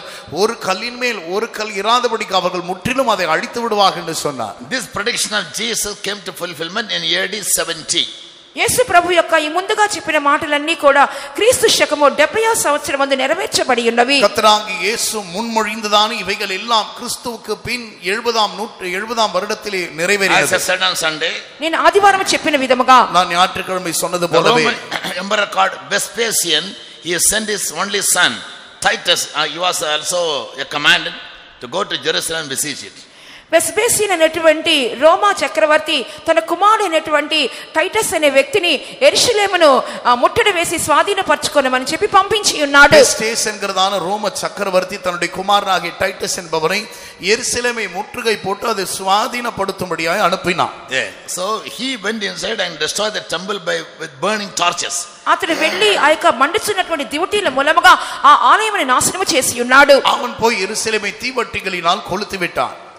And so all the gold that were faced, overlaid with the stones and all, it all started melting.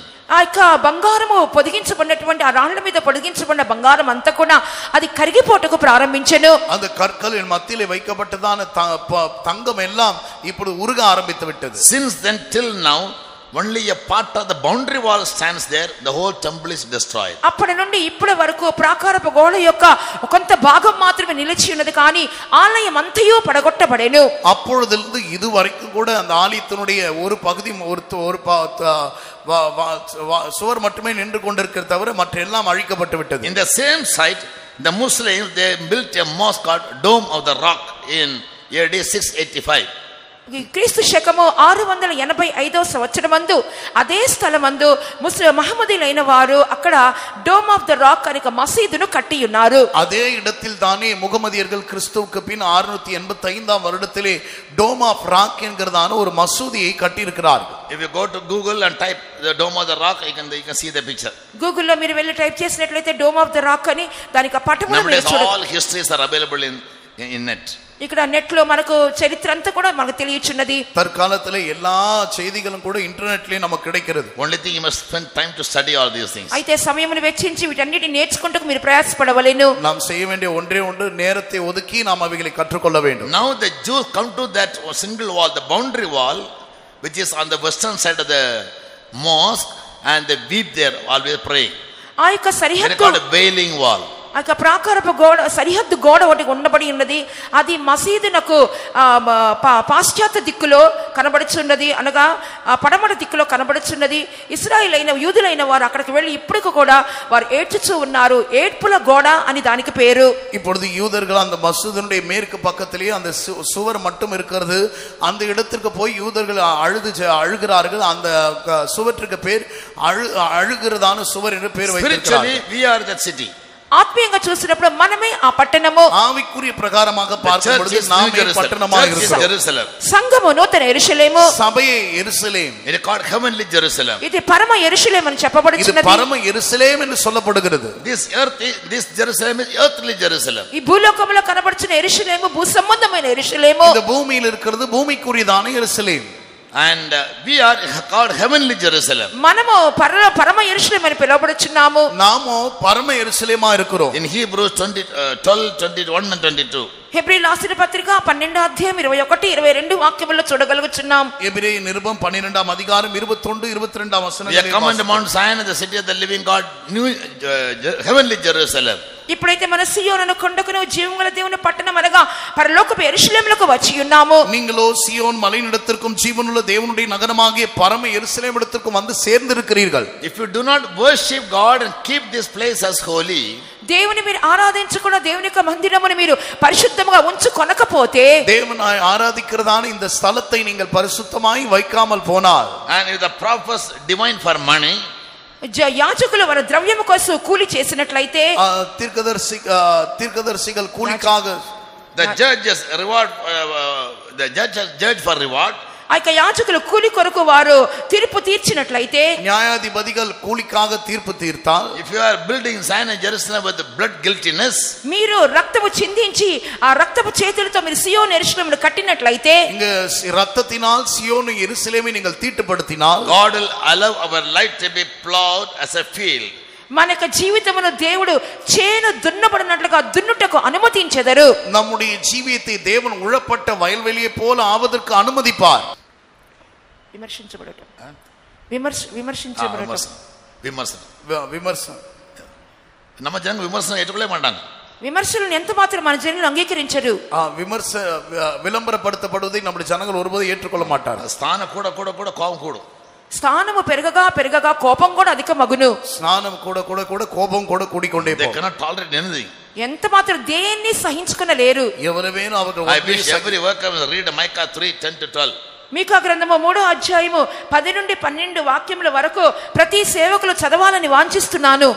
మీకా 3వ అధికారం 10 నుండి 12వ వచనங்களை நீங்கள் எல்லாரும் வாசிக்க வேண்டும் என்று விரும்புகிறேன். they demand for money. వారు డబ్బు కొరకు వారు కాసు పడతా ప్రామిస్ పెడుతున్నారు. Promise. if you give money they'll give you a promise card. డబ్బిస్తే వాగ్దానపు కార్డులు ఇచ్చుచున్నారు. ஒரு ప్రామిస్ కార్డు కూడా ఇతర வருஷமா நான் பார்க்கல. நீ தவறு பண்ணா நான் அடிப்பேன் அப்படி ప్రామిస్ கொடுக்கிறதே இல்ல யாரும். మీరు తప్పు చేసినట్లయితే మిమ్మల్ని గద్దించేదను అనే వాగ్దానము. இந்த நாளும் நான் ஆசీర్వదించేன், இந்த நாளும் ஆசీర్వదించేன், எல்லா நாளும் ఆశీర్వాదనాలதான். ఈ దినం మొదలుకొని ఆశీర్వదించదనని ఆశీర్వాదపు కార్డులే చూశాను గానీ నువ్వు తప్పు చేసినట్లయితే శిక్షిస్తాను అనే వాగ్దానపు కార్డు ఎన్నడూ నేను చూడలేదు. But God wants things people. అయితే దేవుడు if you walk contrary to my commandments, I'll make this city a waste. నా ఆజ్ఞలకు విరోధంగా నడిచినట్లయితే and you did it. నీ పట్టణము నేను పాడుగా చేస్తానని దేవుడు చెప్పి ఉన్నారు. అలాగనే చేసి ఉన్నారు. நீ என் கட்டளைகளை மீறினால் நான் உன்னை அழிப்பேன், நான் உன்னை பட்டணத்தை நிர்மூலமாக்குவேன் சொன்னார். அதன்படி அவர் செய்தார். ஆமா, நான் எப்பவுமே வார்னிங் மெசேஜ் கொடுத்துட்டு இருப்பேன். நீங்க ஒழுங்கா ஜீவிக்கல ஓத வாங்கிடுவீங்க. నేను ఎప్పుడు హెచ్చరిక వర్తమానమే చెప్తుంటాను. మీరు సరిగ్గా ఎవరైనా సరే మీరు సరిగ్గా జీవించలేదో తప్పకుండా దేవుని యొద్ద నుండి దెబ్బలు తింటారు. yes, nobody understands that. అయితే ఎవరు దాన్ని అర్థం చేసుకోవడం లేదు. ஒருவரும் அதை புரிந்து கொள்வதில்லை. by feeding our people with rich literal food, physical food, and giving them false promising God, we keep them in darkness. శరీర ప్రకారమైన అక్షరానుసారమైన మంచి భోజనము పెట్టి వాళ్ళకి వాగ్దానపు కార్డులు ఇచ్చేసి ప్రామిసింగ్ కార్డు கொடுக்கிறது, gift கொடுக்கிறது, வசனம் சொல்லிக்க மாட்டாங்க, சாப்பாடு போடுறது, వాక్యం చెప్పరు, భోజనం పెడతారు. ஏமாத்தி సత్యం சொல்லி கொடுக்காம ஒரு அறிவு ఇல்லாம జనాలు అஞ்சிட்டே இருக்காங்க. జనులను మోసగిస్తున్నారు, సత్యమును సరిగా చెప్పడం లేదు. జనులందరూ నాశనములోకి వెళ్ళిపోతున్నారు. ஜனங்களுக்கு சத்தியம் சொல்லி கொடுக்காமல் ஜனங்களை ஏமாற்றி கொண்டிருக்கிறார்கள். என்னது எப்படி ஏமாத்துறாங்க? சாப்பாடு போட்டா பணம் வாங்குறது, பணம் வாங்கிட்டு உடனே ஒரு ப்ராமிஸ் கார்டு கொடுக்கிறது, డబ్బులు తీసుకున్న వెంటనే ఒక వాగ్దానపు కార్డు ఇవ్వటము, பணம் வாங்குவது, பணம் வாங்கின உடனே ஒரு ப்ராமிஸ் கார்டை கொடுப்பது, அது ஒரு ஃபால்ஸ் ப்ராமிஸ். ஏன்னா உள்ளது சொல்ல மாட்டாங்க, கொடுக்க மாட்டாங்க. అదంతా కూడా అబద్ధపు వాగ్దానములే, ఉన్నది ఉన్నట్లుగా చెప్పటలేదు. அதெல்லாம் தவறான வாக்குத்தத்தங்கள், உள்ளதை என்று சொல்ல மாட்டார். ப்ராமிஸ் கார்டு எல்லாமே ஆசீர்வாதம் தான். ఆ వాగ్దానపు కార్డులన్నీ ఆశీర్వాదపు కార్డులే. వాக்குத்தத்தங்கள் எல்லாம் ஆசீர்வாத கார்டு தான். But God's true message will always have warning and reward. Warning and reward. దేవుని యొక్క నిజమైనటువంటి వర్తమానం ఎలాగుంటుందంటే ఒక ప్రక్కన హెచ్చరిక, మరొక ప్రక్కన ప్రతిఫలము. Adam, the first man. ఆదాము యొక్క మొదటి మనిషిని ఆదాము గురించి చూసినప్పుడు, முதலாம் மனிதனாகிய ஆதாமை குறித்து பார்க்கும்போது அங்கிருந்து ஆரம்பிச்சாச்சு. அங்கிருந்தே தேவன் ஆரம்பித்து விட்டார். என்னது? வார்னிங். అక్కడ నుండి దేవుడు ప్రారంభించే హెచ్చరికలు. నువ్వు ఒழுங்கா இருந்தா you will have dominion over the whole earth. నువ్వు సరిగ్గా ఉంటే సర్వ ప్రపంచం మీద ఏలుబడి నీకు వచ్చును. நீ சரியாக இருந்தால் முழு உலகத்தின் மேல உனக்கு ஆளுகை இருக்கும். ஆளுகை தருவேன். నీకు ఏలుబడి నిచ్చేదను. இல்ல లేదా you will die. నువ్వు చనిపోదువు, நீ சாவாய். Warning. First message of God given to man was a warning message. మనుషులకు దేవుడు ఇచ్చిన మొదటి ప్రసంగమే హెచ్చరిక ప్రసంగము. தேவன் மனிதனுக்கு கொடுத்த முதலாவது செய்தியே எச்சரிப்பின் செய்தி. But most people in our church are hypocrites. అయితే మన సంఘంలో అనేక మంది వేషధారుల వలె కనబడుచున్నారు. நம்முடைய சபையிலே அநேகர் மாய்மாலக்காரர்களாக இருக்கிறார்கள். And there was Zion is being plowed like a field. అందువల్లే చేను దున్నబడినట్లుగా మిమ్మును బట్టి సియోను దున్నబడుచున్నది. ஆனபடியால் சியோன் ஆனது வயல்வெளியை போல உழப்பட்டு போகும். And people don't get the right message from the pastors. పాస్టర్ల యొద్ద నుండి సరైన వర్తమానమును జనులు పొందలేకపోతున్నారు. పాస్టర్ இடத்திலிருந்து சரியான செய்தியை ஜனங்கள் பெற்றுக்கொள்ள முடியாமல் இருக்கிறார்கள். The devil never allows people to speak the truth by giving them a chance to teach the church and warn the church and prepare the church for the rapture. సంఘమును బోధించు నిమిత్తము, సంఘమును హెచ్చరించి ప్రభువును అక్కడ సిద్ధపరచు నిమిత్తము చెప్పుచున్న వారికి కూడా తరుణం ఇచ్చుట లేదు. சபையை எச்சரித்து சபை அவருடைய வருகைக்கு ஆயத்தப்படுத்தக்கூடிய தக்க விதத்திலே போதிப்பதற்கு அவர்கள் அதுக்கு வாய்ப்பை கூட கொடுப்பதில்லை. Yes, simply we are deceiving our own people. మన జనులను మనమే మోసపరచుచున్నాము. సాధారణமாக நம்முடைய ஜனங்களை நாமே வஞ்சித்துக் கொண்டிருக்கிறோம். So the workers must repent. కాబట్టి సేవకులందరూ పశ్చాత్తాపపడవలెను. ஆனபடியால் ஊழியர்கள் எல்லாரும் மனம் திரும்ப வேண்டும். Everybody must say the spade as a spade. ప్రతి ఒక్కరు కూడా పారనే చెప్పవలెను. ஒவ்வொருவரும் கூட மண்வெட்டி என்றே சொல்ல வேண்டும். Truth must never be altered. సత్యం ఎంత మాత్రము కూడా అది మార్చబడకూడదు. సత్యமானது ஒருபோதும் கலப்படம் செய்யப்படக்கூடாது. There should be no partiality in our judgments. మన యొక్క తీర్పుల్లో ఎంత మాత్రము పక్షపాతం ఉండకూడదు. நம்முடைய தீர்ப்பிலே ஒருபோதும் பட்சபாதம் இருக்க கூடாது. We should not go after money. நாம் பணத்தின் பின்பாக போக கூடாது. డబ్బు వెనుక మనం వెళ్ళకూడదు. Bible calls those people who are covetous as they take him bribe. ధనాపేక్షల గురించి బైబిల్ గ్రంథం ఏం చెప్తుందంటే వారు లంచములు పుచ్చుకొనుచున్నారు. In the world, if you give bribe, you'll get a promotion. వారికి లంచం ఇచ్చినట్లయితే మీకు పదవోన్నతి దొరుకును. ఉలగத்திலே நீ பணம் கொடுத்தாலும் உனக்கு ஒரு promotion கிடைக்கும். The church also has come to that stage. సంఘము కూడా most churches. ఇంకా అనేక మంది సంఘములు ఆ స్థితిలోకి వచ్చేసి ఉన్నవి. అనేక సభలు அப்படிப்பட்ட నిలవరం வந்து விட்டது. If you give more money, you'll get the best place. ఎక్కువ డబ్బు ఇచ్చినట్లయితే మంచి స్థలం మీకు దొరుకును. நீ அதிகமான பணம் கொடுத்தா உனக்கு நல்ல ஒரு பொசிஷன் கிடைக்கும். பொசிஷன் கிடைக்கும், స్థానం கிடைக்கும், ప్లేస్ கிடைக்கும். మంచి స్థానము, మంచి పదవి మీకు దొరుకును. They don't fear God. They don't fear the word of God. వాళ్ళు దేవుని గాని దేవుని వాక్యమునకు భయపడరు. భయపడువదిல்லை. People rejected the sons of Samuel. సమూయేలు యొక్క కుమారులను జనులు తృణీకరించిరి. జనங்கள் சாமுவேலின் குமாரர்களை வெறுத்தார்கள். Yes, they rejected them. వారిని త్రోసివేసుకున్నారు. அவரை తள்ளிவிட்டார்கள். Why? ఎందుకొరకు? They took bribes to do the ministry. సేవ చేయ నిమిత్తం వారు లంచములను పుచ్చుకొని ఉన్నారు. ஊழியம் செய்யும்படி அவர்கள் லஞ்சம் வாங்கினார்கள். Therefore I always used to say everywhere, I never used to pray for money. అందువల్ల నేను ఎల్లప్పుడూ ప్రతి చోట చెప్పుచున్న విషయం ఏంటంటే డబ్బు కోసం ఎప్పుడు నేను ప్రార్థించను. ஆனபடியால் நான் எல்லா இடங்களிலும் சொல்லக்கூடியதான காரியம் பணத்துக்காக நான் ஒருபோதும் ஜெபிக்க மாட்டேன். I never go to anybody for money. నేను ఎవరి వెంట డబ్బు కోసం వెళ్ళను. நான் யார் பின்னாடி யார் பணத்துக்காக போக மாட்டேன். I don't give bribe also to anybody. ఎవరికి కూడా నేను లంచాలు కూడా నేను ఇవ్వను. நான் ஒருவருக்கும் பரிதானமும் கொடுக்க மாட்டேன். Yes, I stick to the rules. నేను ఆ నియమాల ప్రకారంగా వెళ్ళుచున్న వాడను. నియమங்களை நான் கடைபிடிப்பேன். Because I know the word of God, I am scared of it. ఎందుకంటే దేవుని వాక్యం నాకు తెలుసు కాబట్టి నేను భయపడుచున్నాను. ஏனென்று சொன்னால் தேவனுடைய வசனம் எனக்கு தெரிந்திருக்கிறபடியால் நான் அதற்கு பயப்படுகிறேன். Therefore teaching about all these things, whatever thing that will happen to Jerusalem, literal Jerusalem, it will happen to spiritual Jerusalem also. అందువల్ల ఇవన్నీ కార్యములు నేను చెప్పుచున్నాను. ఏమనగా అక్షరాస్యమైన యెరూషలేములో సంభవించిన ప్రతి కార్యము కూడా ఆత్మీయమైన యెరూషలేముకు కూడా తప్పకుండా సంభవించును. ஆனபடியால் எழுத்தின் பிரகாரமான இந்த எருசலேமுக்கு சம்பவிக்க கூடியதான ஒவ்வொரு காரியங்களும் கூட ஆவிக்குரிய பிரகாரமான எருசலேமாகிய நமக்கும் கூட சம்பவிக்கும். But because the church is a purchased possession of Jesus, సంఘము అనేది యేసు ప్రభు యొక్క విమోచించబడిన కొనబడినటువంటి సొత్తైనందువలన, ஏனென்று சொன்னால் சபையானது கர்த்தராகிய இயேசுவினால் விலை கொடுத்து வாங்கப்பட்டதாக இருக்கிறது. and the children of Israel were God's own people. ఇశ్రాయేలు ప్రజలు దేవుని యొక్క స్వకీయమైన జనాంగమైనందువలన, இஸ்ரவேல் ஜனங்கள் தேவனுடைய சொந்த சம்பத்தாக இருக்கிறார்கள். God will warn them, he will scourge them, he will punish them, he will give them a chance to repent, and when they repent, he will receive them back. దేవుడు వాళ్ళకి హెచ్చరికనిచ్చేది. దేవుడు వాళ్ళకి హెచ్చరికనిచ్చేది, వాళ్ళు గద్దించేది, వాళ్ళు శిక్షించేస్తారు. తర్వాత వాళ్ళు మారు మనసు పొందిన తర్వాత, పశ్చాత్తాపడిన తర్వాత తన ఎద్దుకు మరలా చేర్చుకుంటారు. అదే దేవుని యొక్క గొప్పతనం అయి ఉన్నది. ஆனபடியால் தேவன் அவர்களை எச்சரிக்கிறார், அவர்களை சிட்சிக்கிறார், அவர்களை அடிக்கிறார். அவர்கள் மனம் திரும்பும் போது தேவன் அவர்களை மறுபடியும் சேர்த்துக் கொள்கிறார். இது தேவனுடைய பெருந்தன்மையாக இருக்கிறது. God can scatter, he also can restore. దేవుడు చెదరగొట్టగలరు, దేవుడు మరలా సమకూర్చగలరు. தேவன் அவர்களை சிதறடிக்க முடியும், மறுபடியும் அவர்களை சேர்க்க முடியும். He can regather them. ఆయన తిరిగి వారిని సమకూర్చగలరు, மறுபடியும் அவர்களை சேர்க்க முடியும். Through the same Jeremiah, God says in 31:38, అదే ఇర్మియా గురించి దేవుడు మరలా చెప్పుచున్నారు. அதே எரேமியாவின் மூலமாக தேவன் மறுபடியும் சொல்லுகிறார். Behold, the days come, said the Lord.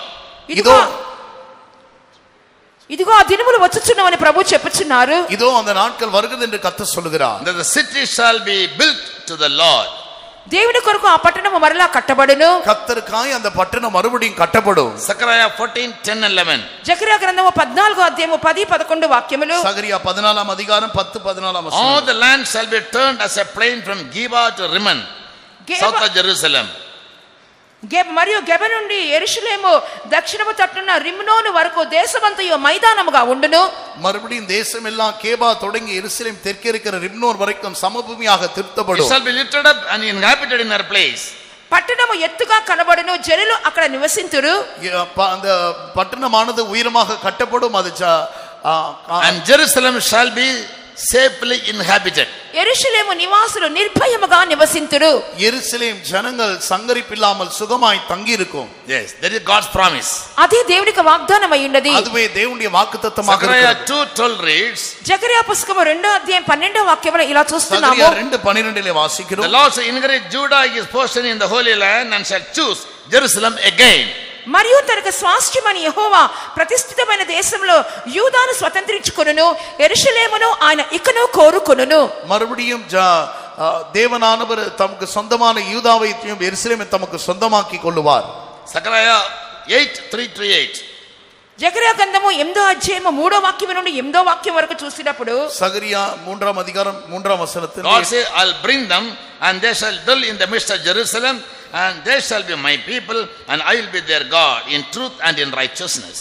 నేను సియోను నొద్దకు మరలా వచ్చి యెరూషలేములో నేను నివాసము చేతును, సైన్యములకు అధిపతిగా యెహోవా వారికి సత్యనగరమనియు పరిశుద్ధమైన పర్వతమనియు పేర్లు పెట్టబడును. மறுபடியும் கர்த்தர் திரும்பி வந்து எருசலேமிலே வாசம் பண்ணுவார். அதுக்கு சத்திய நகரம் என்று பரிசுத்த நகரம் என்று பெயர் வைக்கப்படும். In 12th chapter 2-9 God says, I'll seek to destroy all the nations that come against Jerusalem. జకర్యా పుస్తకము 12వ అధ్యాయము 2వ వాక్యం నుండి 9వ వాక్యం వరకు చూచినప్పుడు జనులకు విరోధంగా వస్తున్న శత్రువులందరినీ కూడా నేను నశింప చేసేదనని ప్రభువు చెప్పుచున్నారు. సగరియా 12వ అధ్యాయం 2వ వచనం 9వ వచనం వరకు ఇశ్రాయేల్ దేశத்துக்கு விரோதமாக வருகிற சத்துருக்கள் எல்லாரையும் நான் அதம் பண்ணுவேன் என்று தேவன் சொல்கிறார். And when was that promise fulfilled? ఆ వాగ్దానం ఎప్పుడు నెరవేర్చబడి ఉన్నది? அந்த వాగ్దానం ఎప్పుడు నెరవేర్చబడ్డது? In 1948. 1948వ సంవత్సరంలో నెరవేర్చబడింది. 1948వ வருடம். Sorry, after the first order 1918. 1918వ సంవత్సరం అనగా మొదటి ప్రపంచ యుద్ధం తర్వాత జరిగేను. 1918వ வருடம் முதலாம் உலக போருக்கு பின்பாக சம்பவித்தது. Yes, you know the land was under the Palestinians. ఆ దేశం అనేది పాలస్తీనా అధీనము కింద ఉండెను. அந்த தேசமானது பாலஸ்தீனுடைய கட்டுப்பாட்டுக்குள்ளாக இருந்தது. In Britain there was a commander. Britain లో ఒక అధికారి కమాండర్ కనబడుచున్నాడు. బ్రిటన్ లో ఒక కమాండర్ இருந்தார். His name was Allenby. Allenby అతని పేరు. Allenby என்பது அவருடைய பேர். So he was given the responsibility to go and capture part of the land of the Palestinians to be given to Israel. పాలస్తీనులకు కొంత భాగము తీసి ఇశ్రాయేలుకి ఇవ్వమని చెప్పి ఆ సైన్యాధిపతికి అప్పగించబడి ఉన్నది. பாலஸ்தீனாவிலே கொஞ்சம் பகுதியை கைப்பற்றி அதை இஸ்ரவேலுக்கு கொடுக்க வேண்டும் என்கிறதான பொறுப்பு அவருக்கு கொடுக்கப்பட்டது. So what he did? అతడు ఏమి చేసెను? அவர் என்ன செய்தார்? He went by flight. అతడు విమానములో వెళ్ళి ఉన్నాడు. அவர் విమానத்திலே పోనాர். He printed some pamphlets all over and distributed all over Palestine. కొన్ని కరపత్రములను ముద్రించి పాలస్తీనా దేశం అంతా కూడా అతడు పంచిపెట్టి ఉన్నాడు. சில கைப்பிரதிகளை முத்திரித்து பாலஸ்தீனா தேசம் எங்கும் அதை கொடுத்தார். Yes, he said, no, Britain, when Balfour made a declaration, the foreign secretary of UK, when he made a declaration that part of the land of Palestine must go to Israel or children of Israel, Allenby was given the responsibility. UK దేశం యొక్క ఆ యొక్క విదేశాంగ మంత్రి అయిన బాల్ఫోర్డ్ ప్రకటన చేసిన విధముగా పాలస్తీనా దేశం యొక్క కొంత భాగము ఇశ్రాయేలుకి ఇవ్వబడవలసి ఉన్నది అని చెప్పి ఉన్నాడు. యూకే அந்த ஃபாரின் செக்ரட்டரி சொன்ன பிரகாரம் பாலஸ்தீனாவுடைய கொஞ்சம் பகுதி இஸ்ரவேல் தேசத்துக்கு கொடுக்கப்படவிருக்கிறது. He declared it. అతడు ఆ విధంగా ప్రకటన చేసి ఉన్నాడు. அதை అవిధமாக அறிவித்தார். It was an agreement between Chaim Weizmann, the Zionist movement leader, with UK. UK వారితో కూడా చైనీస్ మూవ్మెంట్ నాయకునితో పాటు జరిగినటువంటి ఒప్పందం అయి ఉన్నది. యూకే వారుடைய చైనీస్ మూవ్మెంట్ அவர்கள் மத்தியிலே அது ஒப்பந்தம் நடைபெற்றது. Yes. So he was given the responsibility to go and capture the land. నువ్వు వెళ్ళి ఆ దేశమును ఆక్రమించుకొని అని చెప్పి ఈ యొక్క కమాండర్ కు ఆదేశించి ఉన్నారు. இந்த கமாண்டருக்கு நீ போய் அந்த தேசத்தை கைப்பற்ற வேண்டும் என்றதான பொறுப்பு கொடுக்கப்பட்டது. So he went with flights with his team. తన యొక్క జనులతో పాటు విమానములో అతను వెళ్ళి ఉన్నాడు. தன்னுடைய ஜனங்களோடு கூட விமானத்தில் போனார். He said, vacate this part of the land from you because we want to give it to somebody else. ఈ యొక్క స్థలమును మీరు ఖాళీ చేసి వెళ్ళిపోండి, ఎందుకంటే ఆ ఖాళీ స్థలమును మేము వేరొకరికి ఇవ్వాలనుకొనుచున్నాము. இந்த இடத்தை நீங்கள் காலி செய்து கொண்டு வேறொரு இடத்துக்கு போய் விடுங்கள், இந்த இடத்தை நாங்கள் வேறொருக்கு கொடுக்க இருக்கிறோம் என்று சொன்னார். Yes, we agreed to give this land to some other people. వేరొక జనాంగమునకు మేము ఈ స్థలం ఇవ్వాలనుకుంటున్నాము. வேறొரு ஜனத்திற்கு இந்த இடத்தை நாங்கள் கொடுக்க வேண்டும் என்று இருக்கிறோம். So in the last line of the letter he signed saying LNB. ఆ యొక్క కరపత్రం యొక్క చివరిన అతను సంతకం పెట్టి ఉన్నాడు, ఎల్ఎన్బి అని సంతకం పెట్టి ఉన్నాడు. அந்த கைப்பிரதியுடைய கடைசி கீழே எல்என்பி என்று அவர் கையெழுத்திட்டு இருந்தார். When the people started reading that, జనులు ఎప్పుడైతే దాన్ని తీసుకొని చదవటం ప్రారంభించారో ஜனங்கள் அதை வாங்கி படிக்க ஆரம்பித்தபோது they mistook LNB as Allah. ఎల్ఎన్బిని అల్లా అని చెప్పి అనుకున్నారు వాళ్ళు. ఎల్ఎన్బి என்ற பேரை அவர் தவறாக அல்லாஹ் என்று புரிந்து கொண்டார். Allah has given us an order to vacate the land, so they all vacated it.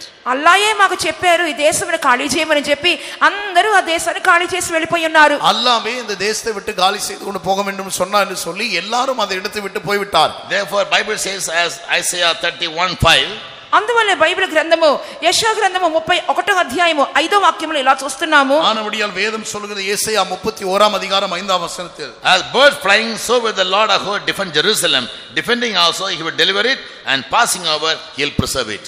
పక్షులు ఎగురుచూ తమ పిల్లలను కాపాడినట్లు సైన్యములకు అధిపతిగా యెహోవా యెరూషలేమును కాపాడును, దాన్ని కాపాడుచు విడిపించుచు ఉండును, దానికి హాని చేయక తప్పించుచు ఉండును. பறந்து காக்கிற பட்சிகளை போல சேனைகளின் கர்த்தர் எருசலேமின் மேல் ஆதரவாக இருப்பார், அவர் அதை காத்து தப்பு பண்ணுவார், அவர் கடந்து வந்து அதை விடுவிப்பார். So this is how they got the land back. ఈలాగున వారు తిరిగి తమ దేశమును పొందుకొనగలిగి ఉన్నారు. இவ்விதமாக அவர்கள் தங்களுடைய தேசத்தை திரும்ப பெற்றார்கள். Yes, but since then the war has started. అయితే అప్పటి నుండి కూడా యుద్ధాలు జరగటం మానలేదు. அப்பொழுதிலிருந்து யுத்தங்கள் சம்பவிப்பது தவறவில்லை. The first war started between 1948 and 49. మొదటి యుద్ధము 1914 నుండి 48 to 49. 18 వరకు. Yeah. 1948 இருந்து 49 வரைக்கும் அந்த யுத்தங்கள் தொடர்ந்தது. 1948 నుండి 49 వరకు. Now till the second world war the land of Palestine was under the power of the UK. రెండవ ప్రపంచ యుద్ధం వరకు ఆ పాలస్తీనాలోని కొంత భాగము యూకే వాళ్ళ ఆధీనంలోనే కనబడి ఉన్నది. இரண்டாம் உலக போர் வரைக்கும் பாலஸ்தீனாவுடைய சில பகுதிகள் யூகே அவர்களுடைய ஆதீனத்துக்குள்ளாக இருந்தது. The Jews are just returning. యూదులు అప్పుడే తిరిగి వచ్చుచూ ఉన్నారు. యూదులు అప్పుడే తిరిగి వందు కొண்டிరున్నారు. The second world war they claimed to the British people, give us our land. It is under your possession. రెండవ ప్రపంచ యుద్ధమందు బ్రిటిష్ వాళ్ళతో వీళ్ళు చెప్పారు, మా దేశాన్ని మాకు ఇచ్చేయండి, అది మీ యొక్క స్వాస్థ్యము కాదు అని చెప్పారు. இரண்டாவது உலக போரின் போது எங்களுடைய தேசத்தை எங்களுக்கு திரும்பி கொடுத்து விடுங்கள் என்று அவர்கள் சொன்னார்கள். Yes, so in the second world war they handed over the land to them. అలాగనే రెండవ ప్రపంచ యుద్ధము తదుపరి వారి దేశమును వారికి అప్పగించి వేసి ఉన్నారు. அப்படியால் இரண்டாவது உலக போருக்கு பின்பாக அவர்கள் தேசத்தை அவங்களுக்கே கொடுத்து விட்டார். So there are many wars. I'll for the time being I'll bypass it. అనేకమైన ఇతర యుద్ధములు కలవు, ఇప్పటికీ నేను వాటిని చెప్పుటలేదు. అనేక యుద్ధங்கள் இருக்கிறது, நேரத்தின் நிமித்தமாக அவைகள் நான் கடந்து வேறு சொல்கிறேன். When we study about it further I'll explain. నేను ఇంకా ముందుకి వివరించేటప్పుడు అవన్నీ మీకు చెప్పుదును. இன்னும் అவைகளை செய்து படிக்கும்போது అவைகள் சொல்கிறேன். At present what happens? ఇప్పుడు ప్రస్తుతము జరుగుచున్నది ఏమి? இப்பொழுது தற்காலத்திலே சம்பவிக்க கூடியது என்ன? The temple is going to be rebuilt. ఆ దేవాలయం మరలా కట్టబడును. அந்த దేవాలయமானது மறுபடியும் కట్టబடும். Yes. When Solomon built it, Solomon it was exceeding magnificent. సొలొమోను దాన్ని కట్టించినప్పుడు అతి శ్రేష్టమైనదిగా కట్టి ఉన్నాడు. సాలొమోను அதை கட்டின பொழுது மிகவும் மேன்மை வாய்ந்ததாக அதை கட்டினார். First Chronicles 22:1 he commanded his son, the temple you will build for God must be exceeding magnificent. మొదటి దినవృత్తాంతాల పుస్తకము 22వ అధ్యాయము మొదటి వాక్యములో చూస్తున్నప్పుడు నీవు దేవుని కొరకు నువ్వు కట్టించుచున్న ఆలయము అనేది అది మిక్కిలి శ్రేష్టమైనదిగా ఉండవలని చెప్పుచున్నాడు. முதலாம் நாளாகமம் 22ஆம் அதிகாரம் முதலாம் வசனத்தில் தேவனுக்கு கட்டக்கூடிய ஆலயம் மிகவும் மேன்மையானதாக இருக்க வேண்டும் என்று சொல்கிறார். வேதம் தெளிவாக First Chronicles 21:25 to 25:26 మొదటి దినవృత్తాంతాల పుస్తకం 24వ అధ్యాయంలో మనం దాన్ని చూడగలుగుచున్నాము. முதலாம் நாளாகமம் 21ஆம் அதிகாரத்தில் நாம் அதை பார்க்க முடியும். The place was chosen by King David. அந்த இடமானது தாவீது ராஜாவினாலே தெரிந்தெடுக்கப்பட்டது. ఆ యొక్క స్థలం అనేది దావీదు రాజు ద్వారా ఏర్పరచబడేను. And it was used by a man called Ornan as a threshing floor. ఒర్నాను యొక్క కళ్ళపును అతడు కొనుక్కొని ఉన్నాడు.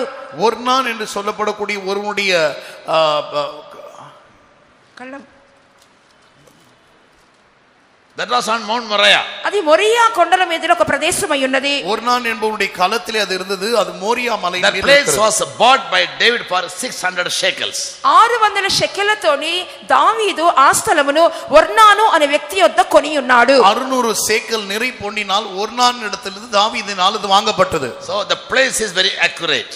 ఇప్పుడు ఆ స్థలం అనేది చాలా ఖచ్చితమైన స్థలముగా ఉన్నది. இப்பொழுது அந்த ஸ்தலமானது மிகவும் துல்லியமாக So now the Jews want to rebuild the temple in the same place. ఇప్పుడు యూదులు ఏం చెప్తున్నారంటే అదే స్థలములో మేము మరలా కట్టుకోవాలని చెప్పుచున్నారు. இப்பொழுது யூதர்கள் அதே ஸ்தலத்தில் அந்த இடத்தை கட்ட வேண்டும் என்று சொல்கிறார்கள். சேர்த்து வைத்ததாக பார்க்கிறோம். All the details were published in a Jewish magazine.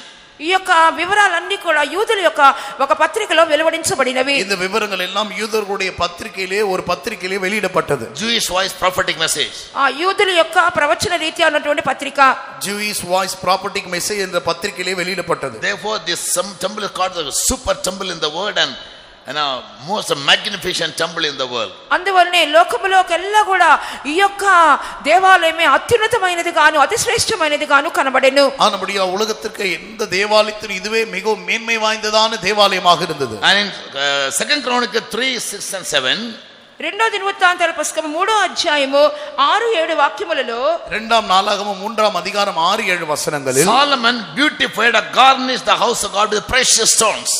సొలొమోను ఒక దేవుని మందిరం అంతటిని కూడా అమూల్యమైన ప్రశస్తమైన రత్నములతో అతను అలంకరించినట్లుగా చూస్తున్నాము. సాలొమోన్ దేవుని మాలిగై రత్నங்களினாலும் పొన్నినాலும் అలంకరితాన్. And he overlaid the beams and the posts and the walls and doors everything with gold.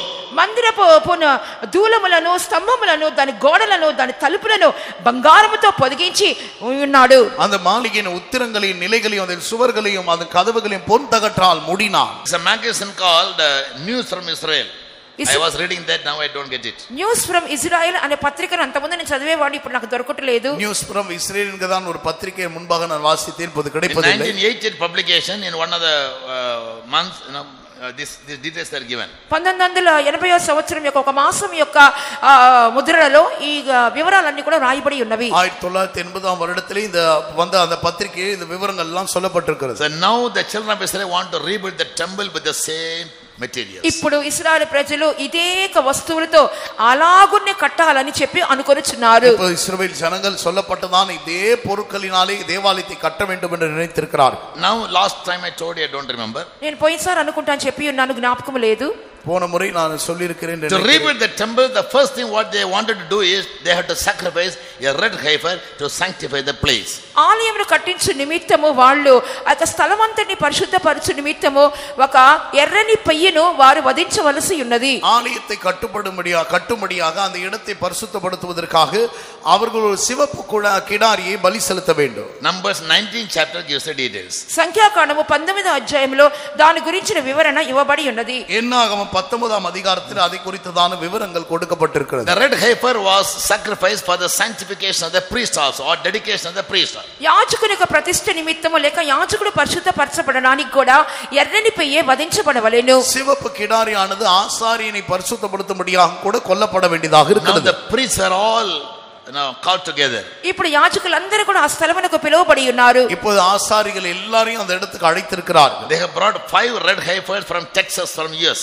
వారు యుఎస్ దేశంలో ఉన్నటువంటి టెక్సస్ అనే ప్రదేశం నుండి 5 ఎర్రని పెయ్యలను తీసుకుని వచ్చి ఉన్నారు.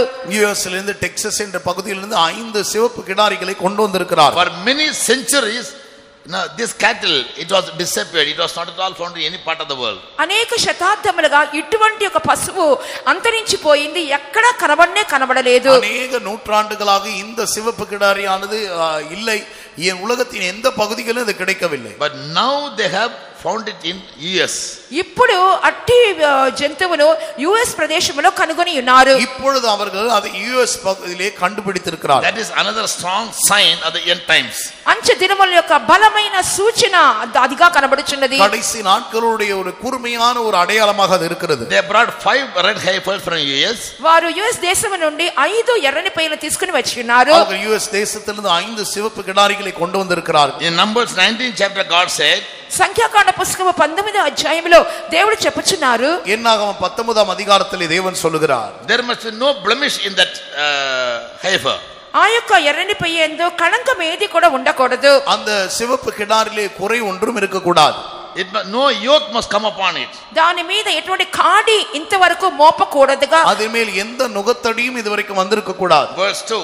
రెండో వాక్యంలో చూస్తున్నాము. இரண்டாம் வசனத்தில், and the Lord spake unto Moses and Aaron, saying, this is the ordinance of the law which the Lord hath commanded, saying, speak unto the children of Israel that they bring thee a red heifer without spot, wherein is no blemish, and upon which never came an yoke.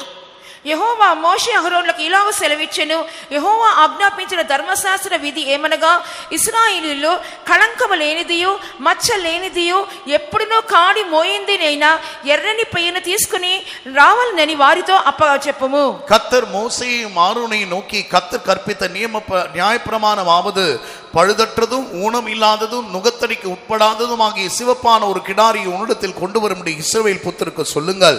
You must bring it to Eleazar. He was the high priest then.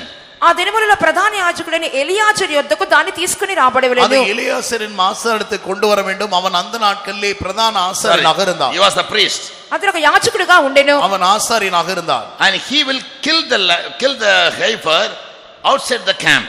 పాళెము వెలుపల ఆ యొక్క ఎర్రని పెయ్యను అతడు వధించును. பாளையத்துக்கு வெளியே அவன் அதை கொல்லுவான். He take the blood of it, దానికి రక్తమును అతడు తీసుకొని அவன் அந்த ரத்தத்தை கொண்டு வந்து and he will sprinkle our blood directly before the tabernacle. అది ప్రత్యక్ష గుడారం ఎదుట నేరుగా దాన్ని ప్రోక్షించును. அவன் ஆசரிப்பு கூடாரத்தின் எதிரே அதை தெளிப்பான். and once shall burn the heifer in his sight. ఆ యొక్క దాని ఎదుటనే ఆ పెయ్యను దహించును. அந்த சிவப்பு கிடாரியை சுட்டெரித்த பின்பு her skin and her flesh and her blood with the dung shall be burned. దాని చర్మము, దాని మాంసము, దాని రక్తము, దాని పేడ అంతయు దహించవలెను. அதன் தோலும் அதன் மாம்சமும் அதன் ரத்தமும் அதன் சாணியும் சுட்டெரிக்கப்பட the priest shall வேண்டும். wash his clothes. యాజకుడు తన వస్త్రములను ఉతుక్కొనవలెను. ஆசாரியன் தன்னுடைய வஸ்திரங்களை துவைக்க and வேண்டும். bathe the flesh in water. ఆ యొక్క పవిత్రమైన జలములతో దాన్ని కడుక్కొనవలెను. ஜலத்தினாலே அவன் ஸ்நானம் பண்ண வேண்டும். he will remain unclean for 7 until the even. లేనట్లయితే సాయంకాలం వరకు అతడు అపవిత్రుడై ఉండును. சாயங்காலம் வரைக்கும் அவன் தீட்டுப்பட்டிருப்பான். yes. so this is the law God had given about the red heifer. ఈ యొక్క ఎర్రని పెయ్యను గురించి దేవుడిచ్చిన నియమాలు ఈ విధంగా కనబడుచున్నవి. இந்த சிவப்பு கிடாரி குறித்து தேவன் கொடுத்ததான நியமங்கள் இதுவாக இருக்கிறது. now out of the 5 heifer they brought from US, America నుండి వారు తీసుకొచ్చినటువంటి 5 ఎర్రని పెయ్యలలో US இலிருந்து அவங்க கொண்டு வந்ததான 5 சிவப்பு கிடாரிகளிலிருந்து 2 of them had blemish. రెండిటిలో దోషము కనబడి ఉన్నది. 2 மாசுள்ளதாக இருக்கிறது. and one was perfect. ఒకటి సంపూర్ణముగా కనబడి ఉన్నది. ஒன்று பூரணமுள்ளதாக இருக்கிறது. 2 others were not so perfect according to their calculation. వారి యొక్క లెక్క ప్రకారంగా మిగిలిన 2 కూడా అంతగా కళంకము లేనిదిగా లేవు. மற்ற 2 கூட அந்த அவங்களுடைய கூற்றின்படி அந்த அளவுக்கு பழுதில்லாததாக இல்லை. so the one perfect one they have separated it to sacrifice it on the day they lay the stone. ఏ రోజైతే రాయిని నిలుపుతారో ఆ రోజు బలర్పించడానికి బాగున్నటువంటి సంపూర్ణంగా ఉన్న ఆ ఒక్క ఎర్రని పెయ్యను వారు దాచిపెట్టుకొని ఉన్నారు. எந்த நாளிலே அவர்கள் அடிக்கலை நாட்ட இருக்கிறார்களோ அந்த நாளிலே பலி செலுத்தும்படி முற்றிலும் பழுதில்லாத ஒன்றை அவர்கள் வைத்திருக்கிறார்கள். the priests are quite new. for 19 centuries they had never offered any sacrifices. యాజకులందరూ క్రొత్తవారుగా కనబడి ఉన్నారు. దాదాపు 19 శతాబ్దాలుగా యాజకత్వపు సేవ ఎన్నడూ జరగలేదు. ஆசாரிகள் எல்லாரும் புதிதாக இருக்கிறார்கள். கடந்த 19 நூற்றாண்டுகளாக ஒரு பலியும் அவர்கள் செலுத்தினதில்லை. they tried killing one heifer as a rehearsal. వారు ఒక్క ఎర్రని పెయ్యను ఒక మాదిరిగా వారు ముందుగానే వధించాలని చెప్పి అనుకొనిచున్నారు. ஒரு சிவப்பு கிடாரியை அது ஒரு sacrificing. last month they sacrificed it. పోయిన నెలలో వారు దాని బలి అర్పించి వేసి ఉన్నారు. ஒரு சிவப்பு கிடாரியை அவர்கள் ஏற்கனவே அதை மாதிரிக்காக பலியிட்டு இருக்கிறார்கள். as a testing. వాళ్ళ పరీక్ష నిమిత్తం ఆ విధంగా చేసి ఉన్నారు. so all the materials are ready, the priests are ready, the heifer is ready. వస్తువులన్నీ సిద్ధపరచబడి ఉన్నవి. యాజకుడు సిద్ధంగా ఉన్నాడు. ఆ ఎర్రని పెయ్య కూడా సిద్ధంగా ఉన్నది. பொருட்கள் எல்லாம் ஆயத்தப்படுத்தப்பட்டிருக்கிறது. ஆசாரியர்களும் அந்த சிவப்பு கிடாரியும் கூட ஆயத்தமாக்கப்பட்டிருக்கிறது. picture that now there is a cleft.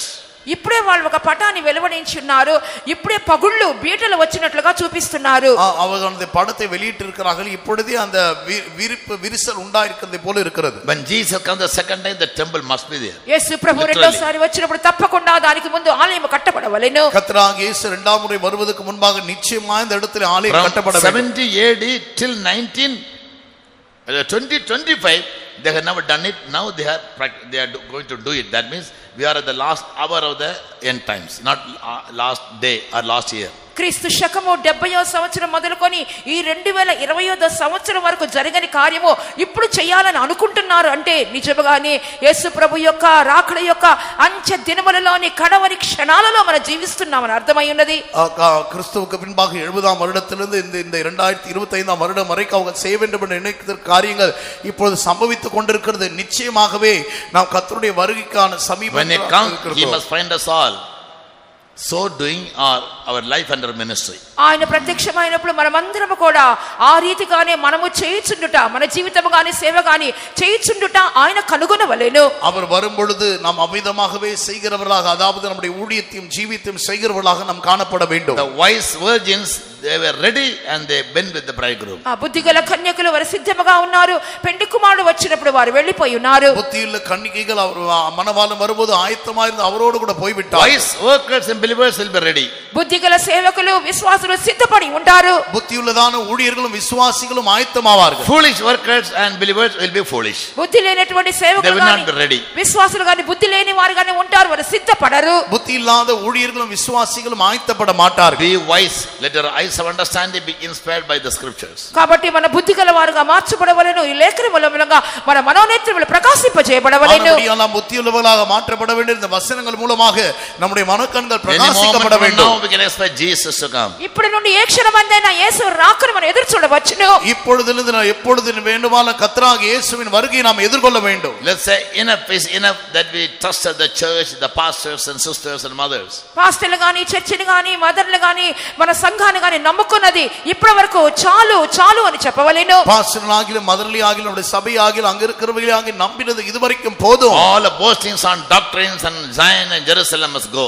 మనకు ఉపదేశములు సత్యములు సియోను గురించి యెరూషలేము గురించి అవన్నీ పోవలెను. நம்முடைய உபதேசங்களை குறித்ததான வைராக்கியங்கள் சியோனை குறித்து எருசலேம் இவைகளை God should not find any of us as hypocrites. దేవుడు మనల్ని కూడా వేషధారులుగా చూడకూడదు. தேவன் நம்ம ஒவ்வொருவரையும் மாய்மாலக்காரராக பார்க்க கூடாது. Always remain humble and do justice. ఎల్లప్పుడూ తగ్గించుకొని న్యాయము జరిగించు వారముగా ఉండవలెను. எப்பொழுது நம்மை தாழ்த்தி நாம் நீதி செய்கிறவர்களாக இருக்க வேண்டும். Personally we must always be identified by Jesus. వ్యక్తిగతంగా మనమందరము ప్రభు ద్వారా గుర్తించబడిన వారముగా ఉండవలెను. தனிப்பட்ட விதத்திலே நாம் கர்த்தரால் அறியப்பட்டவர்களாக இருக்க வேண்டும். Let's make our mind to pray separately, personally, alone with the Lord and renew the relationship till the end. దేవునితో మనము సమయాన్ని గడిపి వ్యక్తిగతంగా సన్నిహితంగా ఒంటరిగా దేవునితో